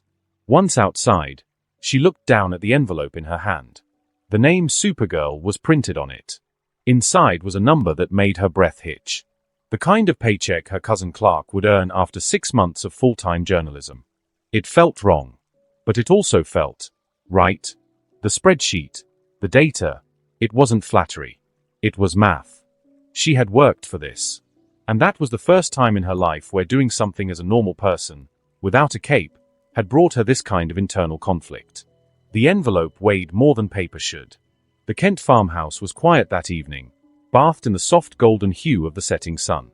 Kara stood in the living room, the envelope in her hands now opened, her paycheck resting neatly on the coffee table. Clark, Martha, and Jonathan sat around her, each with a look of mild confusion and curiosity as they listened to her recount the odd events of her visit to Ashbourne's office. I still don't get it, Kara said, her arms crossed and her expression conflicted. He went out of his way to show me everything. Gave me this like I earned it. He sounded genuine. Clark frowned, rubbing his chin. That's unexpected. I wonder what he's thinking. I honestly can't tell what goes through his head, Kara said with a shake of her head. Even his employees say he's strange, random even, but they all respect him. They talk about him like his, I don't know, some kind of misunderstood hero or something. They defend him in a heartbeat. Clark leaned back, thoughtful. I've seen a few articles pop up from time to time. Best working environment, progressive employer, Ashbourne Black sets a new standard, things like that. A lot of praise coming his way for being fair and just. Martha, always the curious soul, tilted her head. Do you know why they speak so highly of him? Kara nodded slowly and sat down, placing her hands on her knees. Yeah, I've heard a few stories since I started working there. She took a breath before recounting them.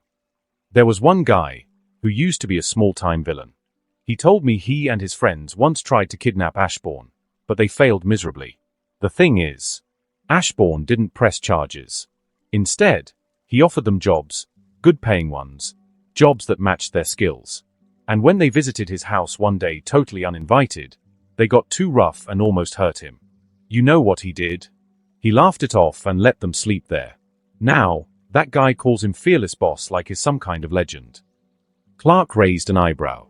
That doesn't sound like any CEO I know. There's more, Kara continued. My direct boss, Mr. Halley. He had a back condition, really serious. Surgery was expensive, and he'd have to work for years just to afford part of it or wait for years before he could have a chance to do it. Ashbourne paid for the operation and gave him a full year off. Fully paid. Oh my, Martha murmured. hand over her mouth. And others say he pays higher than any other construction company. Better safety, better benefits. Some of them even said he's the only person who treats them fairly. For a moment, the room was silent as the weight of the stories settled in. Martha looked thoughtful. Well, he certainly sounds like a nice man. Kara looked away, her voice quieter. Yeah, he seems good to most people who know him. Everyone says he's just eccentric, a bit of an oddball, but outside of that, he is nice and kind. She rubbed the back of her neck. But I don't know how to deal with him. I don't like him. All I see is an annoying, smug jerk who seems to enjoy pushing my buttons. And yet, everyone else sees a great person. Am I missing something? Clark sighed. You're not alone. I can't tell what his deal is either. There's something off-putting about him, but I can't put my finger on it. He doesn't feel dangerous, but he doesn't feel normal either. Jonathan finally spoke, setting his coffee down. Maybe it's because he's fearless. You're not used to people like that, Clark. People are usually scared of you, of your strength. They show fear or respect. But that young man? He doesn't flinch. Doesn't act impressed or intimidated. That's different. He gave a small smile. It can be a little disturbing, sure, but if he's not doing anything wrong, maybe give him the benefit of the doubt. Kara sat back, frowning as she looked down at the check again. Clark wondered if he was just a weird guy with a good heart. Or maybe he was playing a long game no one could see yet. Either way, they haven't done figuring him out yet. The night in Jump City had a certain charm to it. Cool air, neon lights reflecting off wet pavement, and the buzz of late-night chatter spilling from restaurants and shops. Ashbourne walked at a leisurely pace, the smell of fresh pizza still clinging faintly to his clothes from the small corner shop he had just dined in. It had been a simple, peaceful dinner, thin crust, double pepperoni, and no one trying to blow him up or lecture him about morality. A rare luxury. He tucked his hands into his pockets and turned a corner, heading a few blocks down. Jinx had offhandedly mentioned a place nearby. Apparently the best spot in Jump City for milkshakes, thick, creamy, made with real ice cream, not the processed powder junk. He figured, why not? His quiet stroll was interrupted when two bodies suddenly came crashing down from above, landing in a clumsy heap of limbs and dust in a trash pile to his left. Ashbourne halted, blinking. His eyes flicked down to the pair as they stirred. Heh. From the heap emerged Raven and Starfire, looking disheveled and mildly annoyed, though at each other rather than the pile they'd just been thrown into. They began bickering almost immediately, not even realizing they had an audience. I told you to hover, not dive like a meteor, Raven snapped, brushing a banana peel off her shoulder. You were the one who said you could manage the lift. On my planet, even babies discover the joy of flight within their first week, Starfire retorted with a frustrated pout. Ashbourne tilted his head, intrigued. Maybe the two of you should consider telling each other more about your lives. Might help you learn how to control each other's powers. The girls froze mid-argument and whirled around. Starfire's eyes narrowed, defensive and sharp. What are you doing here? She asked coldly. Were you eavesdropping? Ashbourne gave his trademark shrug and a smile that was impossible to read. Hard not to overhear when two flying people crash into trash 2 feet away from me and start tearing into each other like rival soap opera stars. I was just walking by. Raven narrowed her eyes, then tilted her head slightly, curious. Wait. You know we traded bodies. He gestured casually. I heard you talking. And I'm not exactly an idiot. Filling in some context is not hard. There was a brief silence. Ashbourne gave a small nod toward them. If you're having trouble with your powers, just talk. Really talk. How you experience things. What your instincts tell you. It'll help more than you think. The girls didn't respond, still processing both his presence and his oddly practical advice. Ashbourne, seeming completely unbothered, gave a light wave. Anyway, I've got a date with a milkshake. Good luck with whatever this chaos is. He turned and continued his walk, his coat swaying gently with each step. Back in the alley, Raven and Starfire stood in silence for a moment. Then, slowly, they looked at each other, the first real pause they'd had since the body swap began. No more yelling, no accusations. Just a long look, then a quiet, shared nod. Without a word, the two moved deeper into the alley and sat down, cross-legged, across from each other. No flying, no spells, just stories. Meanwhile, Ashbourne stepped into the softly lit coffee shop, the warm aroma of roasted beans and sweet vanilla welcoming him. The bell above the door chimed softly. The coffee shop was quiet, the kind of place where music hummed low and patrons kept to their little corners of peace. Ashbourne sat near the window, sipping slowly on a tall glass of chocolate milkshake. Rich, creamy, and topped with a generous swirl of whipped cream. Jinx was right. It was heavenly. He was mid-sip when the bell over the door rang again, the soft chime cutting through the atmosphere like a warning bell. 3 figures walked in, one by one, with unmistakable presence. Robin, stern and calculating. Cyborg, towering and half-mechanical. Beast Boy, who at the moment had taken the form of a large green-furred dog. Their eyes glowed with a distinct blue light, unnatural, sharp and scanning. Ashbourne paused. He set the milkshake down slowly. The straw bobbed slightly. Beast Boy, still in dog form, padded forward and sniffed at Ashbourne's coat, snout twitching. A deep inhale.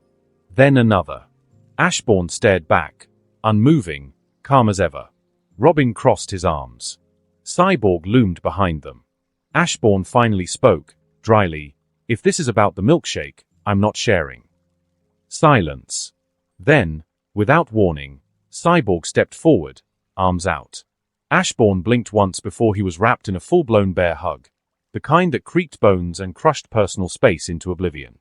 Ashbourne's arms remained limp at his sides as Cyborg lifted him like a rag doll. The towering man turned, still grinning, and began to walk out of the shop with Ashbourne in his arms like he weighed nothing. Robin followed without a word. Beast Boy shifted back into his human form mid-step and joined them. Ashbourne, still not struggling, glanced back at his half-finished milkshake and sighed. "At least let me finish the drink." No one answered. He rested his chin against Cyborg's shoulder, staring off at the dark streets of Jump City as they carried him away. He looked more inconvenienced than alarmed. "I didn't touch the girls," he muttered. "Did the scent still linger despite that? Or is this about something else? I didn't say anything offensive in this city, did I?" Still no answers. Only glowing blue eyes and determined silence. Ashbourne closed his own eyes for a moment. He wasn't afraid. More like, mildly intrigued. In the end, he chuckled lightly while saying, "Well, third time's a charm." In the shadows of the abandoned theater, dust hung thick on the surfaces. Old curtains sagged, and the scent of soot clung to the crumbling walls. From a broken window above, Starfire, clad in Raven's body, landed gracefully beside Raven, still wearing Starfire's form. Both were silent, their expressions sharper than ever. They had spent the past hours sharing stories, memories, fears, and dreams, things neither had spoken of in all their time as teammates. But now, with their bond deepened, they had begun unlocking one another's powers, clumsily at first, but with increasing success. It was far from perfect, but it was progress. A progress sparked by a single, casual comment. As Starfire adjusted her cloak, she murmured, "We should thank Ashbourne when we see him again." Raven nodded, sighing. His advice was surprisingly helpful. They moved in tandem now, like twin shadows, creeping deeper into the broken heart of the theater. Below, blue flames danced violently inside a runic circle. The Puppet King waved a glowing control wand with increasing frustration. Beside the fire, a puppet sat lifeless, a pale replica of Ashbourne, without the ever-present smile he has. But it didn't move. A voice, casual and calm, drifted through the stale air. "Are you sure you are following steps?" Ashbourne said, arms loosely bound by Cyborg's metallic restraints, sitting cross-legged like he was on a picnic. He stared at the Puppet King with a curious gleam in his eye. "Maybe refer to the sourcebook of your magic for guidance," the Puppet King snarled. "You're a prisoner." Ashbourne nodded, smile undimmed. "And I'm being polite about it and trying to help you. No need to be rude." From their perch above, the girls exchanged a look. Raven raised an eyebrow. Starfire's lips twitched, almost amused. Ashbourne continued, tilting his head. "Maybe it's broken. Try another one," the Puppet King replied in a frustrated tone. "No, it is completely fine. I am sure of that, so if it's not broken, could it be magic limits? Maybe the power's depleted." Ashbourne helpfully asked. No, the Puppet King snapped. This spell should control hundreds, thousands of minds. Ashbourne hummed, intrigued. Fascinating. Was that the same spell that caused the Titan girls to switch bodies, by any chance? If so, maybe the magic is not working because of that. That's not how it works. The Puppet King replied angrily. Has it happened before? Ashbourne asked with a grin. Any recorded cases? The Puppet King paused. Ashbourne's smile widened knowingly. So, no. Sounds like a gap in your knowledge. Rage burned brighter in the king's eyes than the fire itself. Once I have your body, I'll shatter your puppet piece by piece. Enthusiasm is good, Ashbourne replied lightly. Have you ever tried anything other than puppeteering? Poetry? Ballroom dancing? The Puppet King's growl was almost inhuman. If you don't shut up, I'll let my puppets tear you limb from limb. I don't care about your money or your status. Ashbourne shrugged, calm as ever. The Puppet King turned back to the blue flames, yanking out a vial of glowing liquid and pouring it into the fire. The flames flared higher, hotter, casting an eerie hue across the room. He reached toward the bound Teen Titan puppets near the stage and declared, I will take your bodies, permanently. And once I do, this city, and that insufferable idiot he jabbed a finger at Ashbourne will belong to me. Ashbourne shook his head, clearly amused by the whole situation. The flames roared, casting shadows that danced like specters against the cracked and weathered walls of the abandoned theater. Blue light bathed the stage in a haunting glow as the Puppet King, face twisted with manic glee, gave his next command. I don't want any interruption. Search and destroy, he barked. The puppets bearing the forms of Robin, Cyborg, and Beast Boy didn't reply. Instead, with empty, glowing eyes, they began to move, metal footsteps and quiet padding echoing as they scouted the dark corners of the theater. Near the heart of the flame, the Puppet King brought forth a small bundle of stitched wooden puppets, the puppet replicas of the Teen Titans. The puppets twitched weakly, their tiny voices whispering, no, stop, help. But their cries were drowned out by crackling flame and their creator's cruelty. The Puppet King released them. They fell toward the fire. But they never touched it. A black orb, swirling with pulsing shadow, expanded from the darkness and caught the puppets mid-air, wrapping them in protective energy. The orb pulsed once, then rose like a sentient sphere toward the catwalk, where Raven and Starfire were crouched, half hidden by rusted beams and torn curtains. Get them! The Puppet King screamed, fury seizing him. Rip them apart. Ashbourne, still bound, turned his gaze upward. He watched with mild amusement as Raven and Starfire fumbled to defend themselves, ducking and dodging under the assault of their teammates' controlled bodies. They were improving with their powers, yes, but it was still clumsy, uncoordinated, like two dancers learning a new rhythm on stage. Ashbourne's smile curled, faint and entertained. This magic, this entire scenario, was nothing to him. The truth was simple. The spell controlling the puppets had no power over Ashbourne. The poor Puppet King, obsessed with control, didn't know. Couldn't know. The threads of this show were tangled, but Ashbourne already knew the script from start to end. He stood up slowly, unhurried, silent, his gaze never leaving the Puppet King, who was too busy howling at his puppets to notice. Ashbourne approached. No resistance, no fear, just quiet steps over old floorboards. The Puppet King turned, sensing something behind him. Too late. Ashbourne's tied hands reached forward, and he calmly plucked the control device from the villain's grip like it was a toy dropped by a child. The Puppet King's eyes widened in disbelief. Ashbourne smiled down at him. You're boring. With a flick of his wrist, he tossed the device into the blue fire. The Puppet King screamed, "No!" and lunged, but Ashbourne's foot came down with brutal finality, pinning him to the floor. The fire flared, then pulsed, and the king shrieked as blue light burst from his eyes, his body convulsing beneath Ashbourne's boot. Without magic, the king gasped, "I'm just." He didn't finish. The body went limp, slumping like a marionette with its strings cut. Ashbourne, with a smile, looked toward the Titans, now freed from the spell. Their glowing eyes had faded, replaced with wide, stunned expressions. The girls now regained their bodies. They were themselves again, and they were all staring at him. Still smiling, still calmly pressing his foot into the lifeless puppet, Ashbourne lifted his tied hands. "Care to free me?" he asked lightly. It's kind of annoying to stay like this. But none of the Titans moved. They just stood there, staring. The Titan Tower loomed tall against the early morning sky, the first hints of dawn brushing its surface with pale gold light.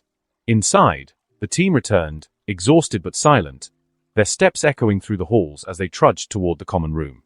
The battle was over. The Puppet King was gone. Their bodies were their own again. But their minds lingered on Ashbourne. Robin broke the silence first, rubbing the back of his neck and frowning. I don't like him, he said flatly. Starfire, floating beside him in a gentle glide, turned her head. He helped us. He saved us. Robin shook his head. I know, but something about him rubs me the wrong way.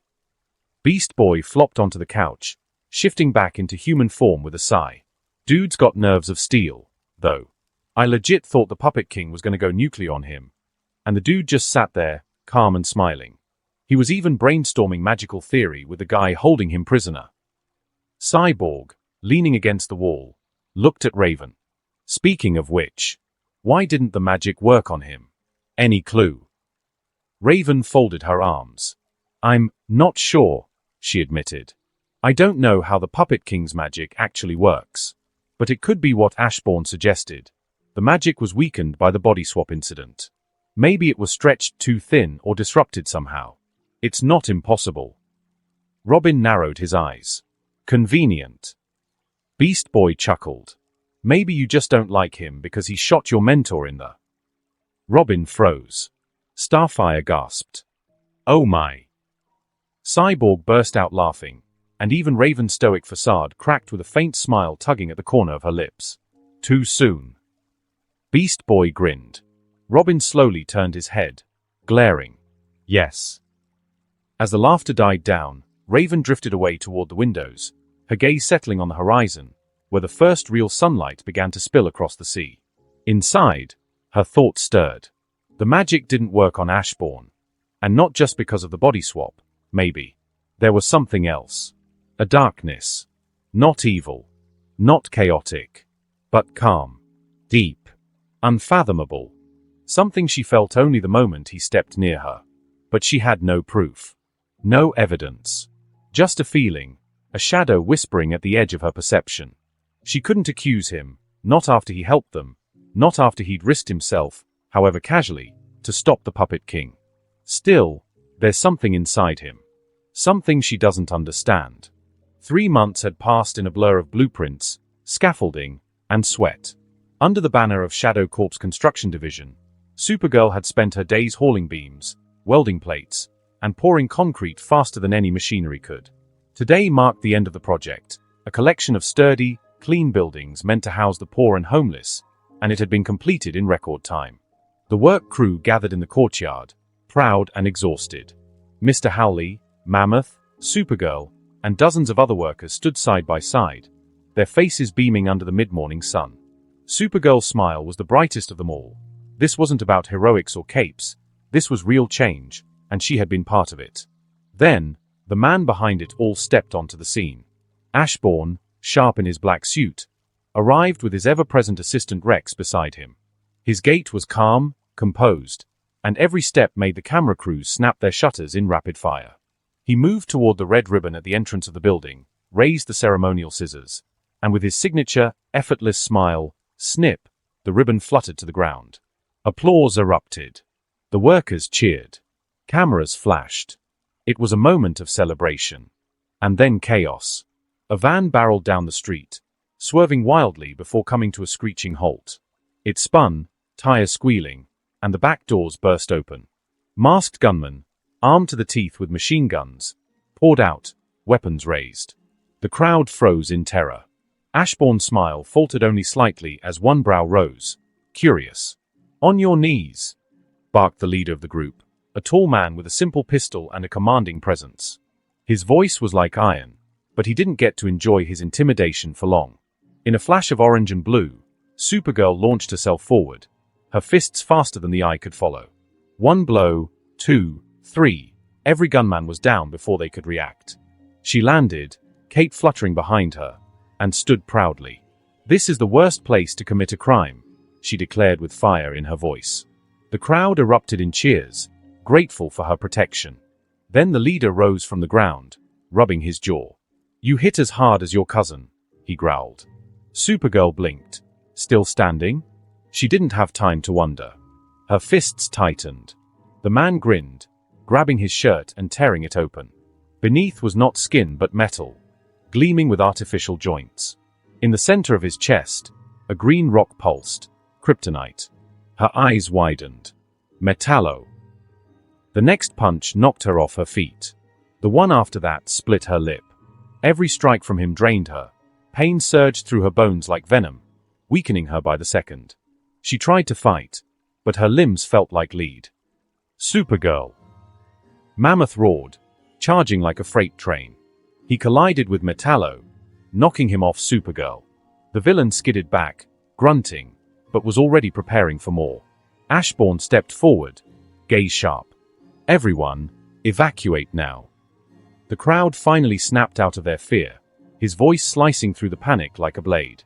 They began to scatter, running to safety as Rex frantically signaled to security and reached for his comm. Ashbourne moved to Supergirl, who was struggling to rise. Blood dripped from her mouth. "Go," he said softly. "You're not helpful here like this." Supergirl wiped her face, defiant. "I'm not running." With a burst of speed, she lunged at Metallo again. Ashbourne sighed, brushing a speck of dust from his shoulder. 3 months of construction work, and it still hasn't tamed that temper. Rex rushed beside him. "Ashbourne, what do we do? We shouldn't stay here." Ashbourne gave him a calm glance. "Call the police, of course. And stay back, no need for unnecessary risks." Rex hesitated. "And you?" Ashbourne shrugged, already walking after the fight. "I'll keep my employees safe. For now." Rex held Ashbourne by the shoulder as he said, "Absolutely not. I won't let you walk into that." Ashbourne looked back at him with a smile and removed the man's hand from his shoulder slowly. Ashbourne said, "Don't worry. I know what I'm doing. Just do as I say and call the police." Rex stood rooted in place, torn between duty and concern. His hand tightened on the comm as he made the call, eyes never leaving his young boss walking into danger with that same calm smile. Ashbourne walked calmly toward the heart of the chaos, eyes focused, unbothered by the destruction unfolding before him. Metallo, relentless and powerful, struck Mammoth square in the chest with a metal fist, sending the massive man soaring through the air before crashing into a pile of debris. Meanwhile, Supergirl, floating above and visibly exhausted, hovered with trembling effort. She clutched a car above her head and hurled it with every ounce of strength she had left. The vehicle slammed into Metallo, flattening him against the ground with a brutal crunch of metal and steel. She dropped to one knee in midair, panting hard, her body clearly still suffering from the presence of kryptonite. Her vision swam, but she kept her eyes on the flattened wreckage. From within the crushed metal, the car was suddenly hurled aside like a toy. Metallo stood, body sparking and bent, but still strong. His cold, glowing eyes locked onto her. Supergirl's jaw tightened as her gaze darted, desperately searching for another projectile. But Metallo moved first. His chest plates opened, revealing the glowing kryptonite core, and with a mechanical hum, a green beam burst from it, piercing through the air and slamming into Supergirl's chest. She let out a cry and plummeted, crashing to the ground, unmoving. Mammoth, groaning as he pulled himself from the rubble, saw her fall. His fists clenched, and with a roar he charged forward again, but a calm voice stopped him in his tracks. "Stop." Mammoth froze, confused. He turned to see Ashbourne approaching with his usual unshaken smile. Ashbourne didn't raise his voice, didn't hurry his steps, just calmly walked through the battlefield as if it were a garden path. "Stay near her," he said to Mammoth. "Protect her. I'll deal with this over-engineered tin can." Mammoth hesitated. Ashbourne had no powers, no weapons beyond what looked like a couple of strange arm guards under his sleeves, which Gizmo told him about. But that smile, it made even Mammoth believe. Metallo noticed the newcomer and scowled. "This isn't a place for rich idiots in suits." Ashbourne's smile didn't budge. "I beg to differ," he said, stepping closer and extending his right arm, directly toward the kryptonite core still glowing in Metallo's chest. Metallo's eyes gleamed with anger. He stepped forward and punched with full force. Ashbourne didn't even blink. With a smooth motion, he raised his left arm. The arm guard glowed with blue light, and a small energy shield blinked to life. Metallo's fist struck it and bounced back with a metallic crack. The force of his own attack flung him several meters backward, stumbling in shock. When Metallo looked up again, his confusion deepened. Ashbourne stood with the same smile, his right arm still outstretched, and in his hand, he now held the kryptonite rock. "Want it back?" Ashbourne asked with amusement. He tossed it toward Metallo. Reflexively, Metallo reached out to catch it, and in that instant, Ashbourne's right arm guard shifted, a small hatch opening and launching a pencil-sized missile. The missile struck the kryptonite mid-air. Boom! The explosion shattered the rock into glowing fragments, sending Metallo flying even farther back. When he stood again, the last pieces of his human disguise had melted away, leaving behind a hulking, skeletal frame of cold steel. He let out a mechanical scream. "I'll kill you." Ashbourne remained smiling, unfazed. "You're welcome to try." Metallo charged, furious and fast. Ashbourne waited until the last second before launching another missile. It struck true, sending the metal giant crashing once more into the dirt. But Metallo recovered quickly. His eyes glowed brighter now, overcharged with fury. He surged forward again, twice as fast. This time, Ashbourne didn't lift his right arm. Instead, he took a fighter's stance, grounding his feet. Metallo raised his fist and brought it down with full mechanical might. Ashbourne raised his left arm again. The shield flared to life just in time. The blow was reflected once more, making Metallo stumble. Ashbourne didn't hesitate. His right arm clicked, and a third missile launched instantly. It struck Metallo square in the chest, detonating with a powerful blast that sent him hurtling through the air, sparks flying. Metallo groaned as he pushed himself up once more, sparks crackling from his damaged frame. His metal joints groaned, his glowing eyes seething with rage. "I'll definitely kill you," he screamed. Ashbourne, standing in the middle of the destruction, still bore his signature calm smile, serene, unfazed, almost amused. He didn't flinch. Instead, he simply raised one hand and pointed casually above and behind Metallo. "You might want to get his approval first," he said, voice laced with dry humor. Metallo's rage faltered. He turned. Floating silently in the sky above the battlefield, arms crossed and eyes narrowed with unmistakable judgment, was Superman. The Man of Steel hovered in grim silence, his cape billowing slightly in the breeze. His piercing gaze met Metallo's, cold and disappointed. Metallo's body language shifted from fury to sheer panic. No kryptonite. No advantage. No chance. With a blur of red and blue, Superman swooped down, and before Metallo could even react, grabbed him like he weighed nothing more than a sack of garbage. The metal villain let out a startled yell as Superman ascended into the sky, dragging him off like a helpless chicken in the talons of an eagle. Ashbourne didn't bother to look back. He had already turned, walking away from the chaos without concern. He approached Mammoth, who stood beside a weak but recovering Supergirl. Her breaths were ragged, and she leaned on Mammoth for support, dazed and shocked by everything that had just transpired.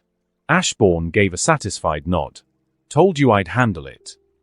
Ashbourne's smile widened as he continued, "Remind me later to give Gizmo a raise. His toys were quite fun to play with." His tone was light, even playful. Then he glanced at Mammoth, expression shifting just slightly, enough to show seriousness beneath the humor. "Take her to the hospital." Mammoth didn't argue. He gently lifted Supergirl into his arms, her head lolling slightly against his shoulder. She didn't resist. Her strength had drained, her pride bruised, but her eyes followed Ashbourne, still full of questions. As Mammoth walked off with her in his arms, Ashbourne turned his gaze skyward for a brief moment, watching the distant figure of Superman vanish with the screaming wreck that had been Metallo. "Show's over," he muttered to himself, smile returning. The sun had long dipped below the horizon, and the city lights glimmered across the skyline like stars trapped in steel. Inside Shadow Corp's towering headquarters, the top-floor office remained dimly lit.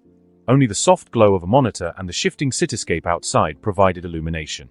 Ashbourne sat in his chair, typing something idly into his tablet when a sudden knock echoed on the windowpane behind him. He paused.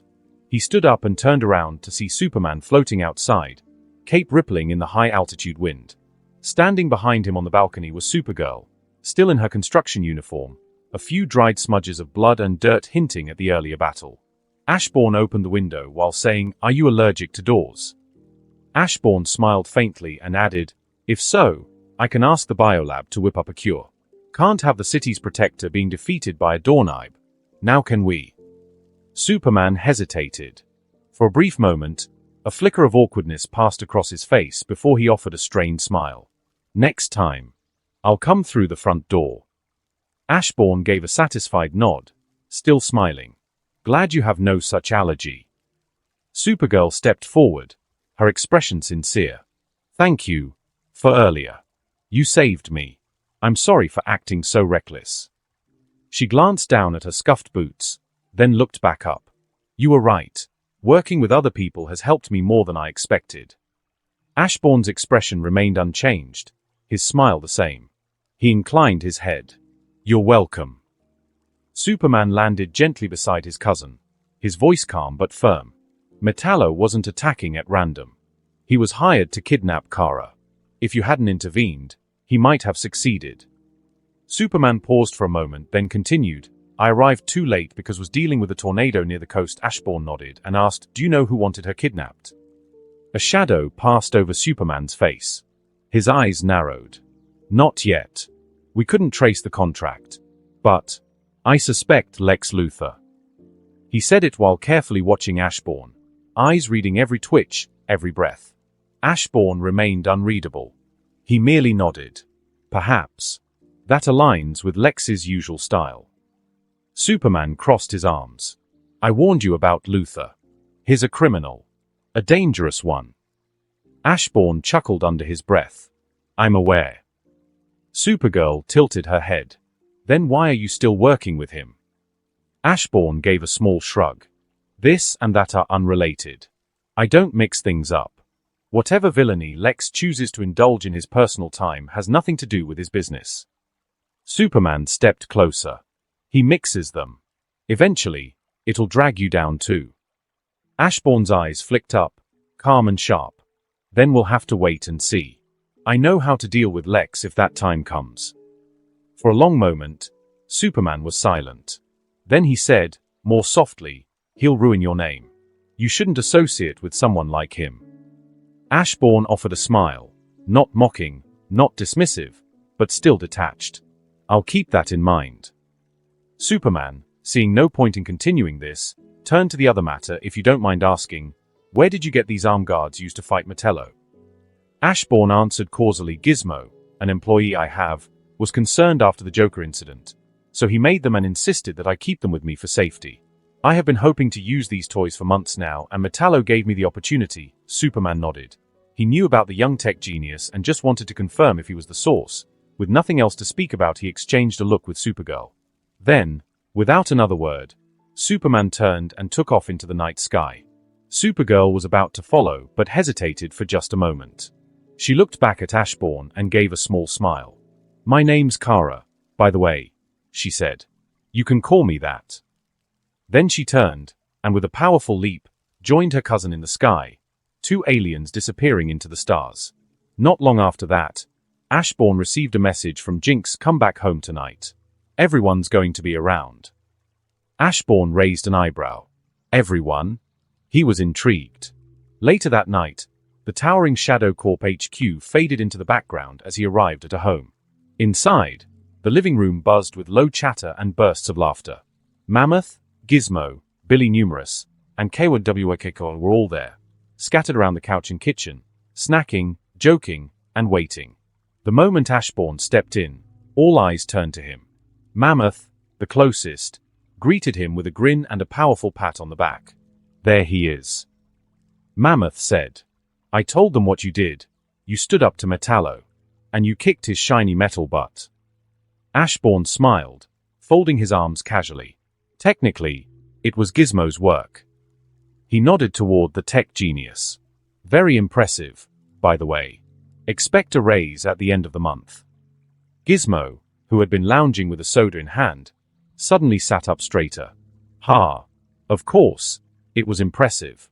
I'm a genius." And I'm just getting started. I'll upgrade your arm gear next week. I'll make it much better. Ashbourne chuckled softly. He took a seat, watching the group banter and bicker like some strange, dysfunctional family. Seeing a group of ex-villains celebrating their normal boss's victory over an actual villain. It felt a little strange. Even to him. And strangely warm. Jinx leaned against the kitchen counter, her arms crossed, a faint smile on her lips. Her expression was different. Not just amused or proud. Something deeper lingered there. You should still be careful. Her voice cut gently through the room's noise. Don't put yourself in danger unnecessarily. Ashbourne's eyes flicked to her. She's changing.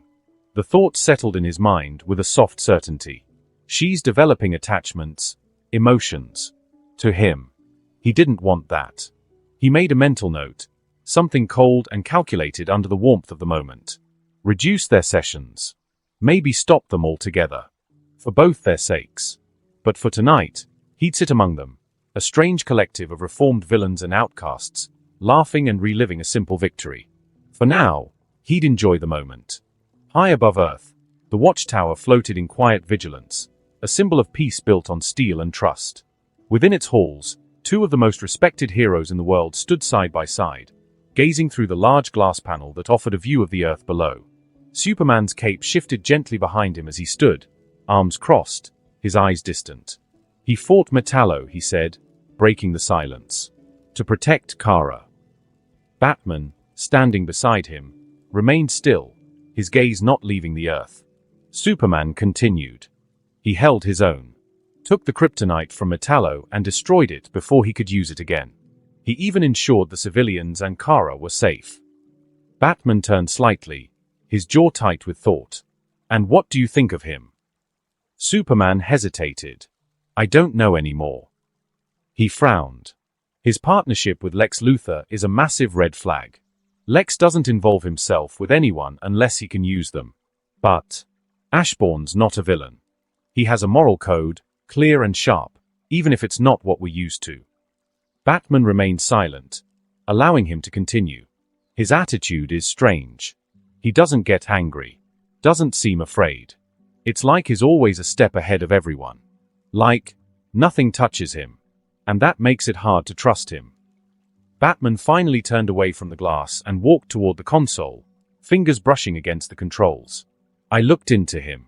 After the Joker incident. His tone soured slightly. Superman almost smiled. Almost. But refrained out of respect. Ashbourne's family. They all died. One by one.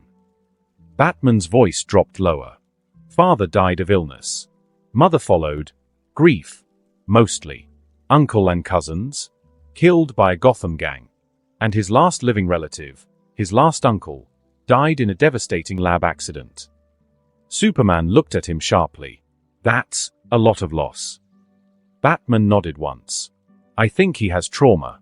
Deep trauma. The kind that doesn't show unless you know where to look. When you lose that many people, especially family, something changes. I believe he's fearless not because he's brave, but because he doesn't value his life the way others do. Superman didn't reply immediately. His thoughts tangled. He treats his employees well. He gives them shelter, safety, second chances. That likely comes from his uncle. I found evidence the man raised him after his parents passed, and the two were quite close. He probably learned that care and discipline from how he passed away. Batman then added, more quietly, and his apathy toward criminal activity, it might be tied to his losses. Maybe he sees it all as pointless. Or maybe he's just waiting to see how far people fall before he decides what to do. Superman turned his eyes back to Earth. So your evaluation? Batman's answer came after a pause. Not complete. But so far, I don't believe he's a threat. And I don't believe he's likely to commit a crime for personal gain. Superman nodded silently. Unseen to both, just outside the room, Kara stood by the corridor, listening. She had come looking for her cousin, but had paused when she overheard her name. And then, she heard everything. Her heart ached. Ashbourne always smiling, always composed, always calm. She thought he was arrogant and insufferable. Jerk. Maybe even reckless.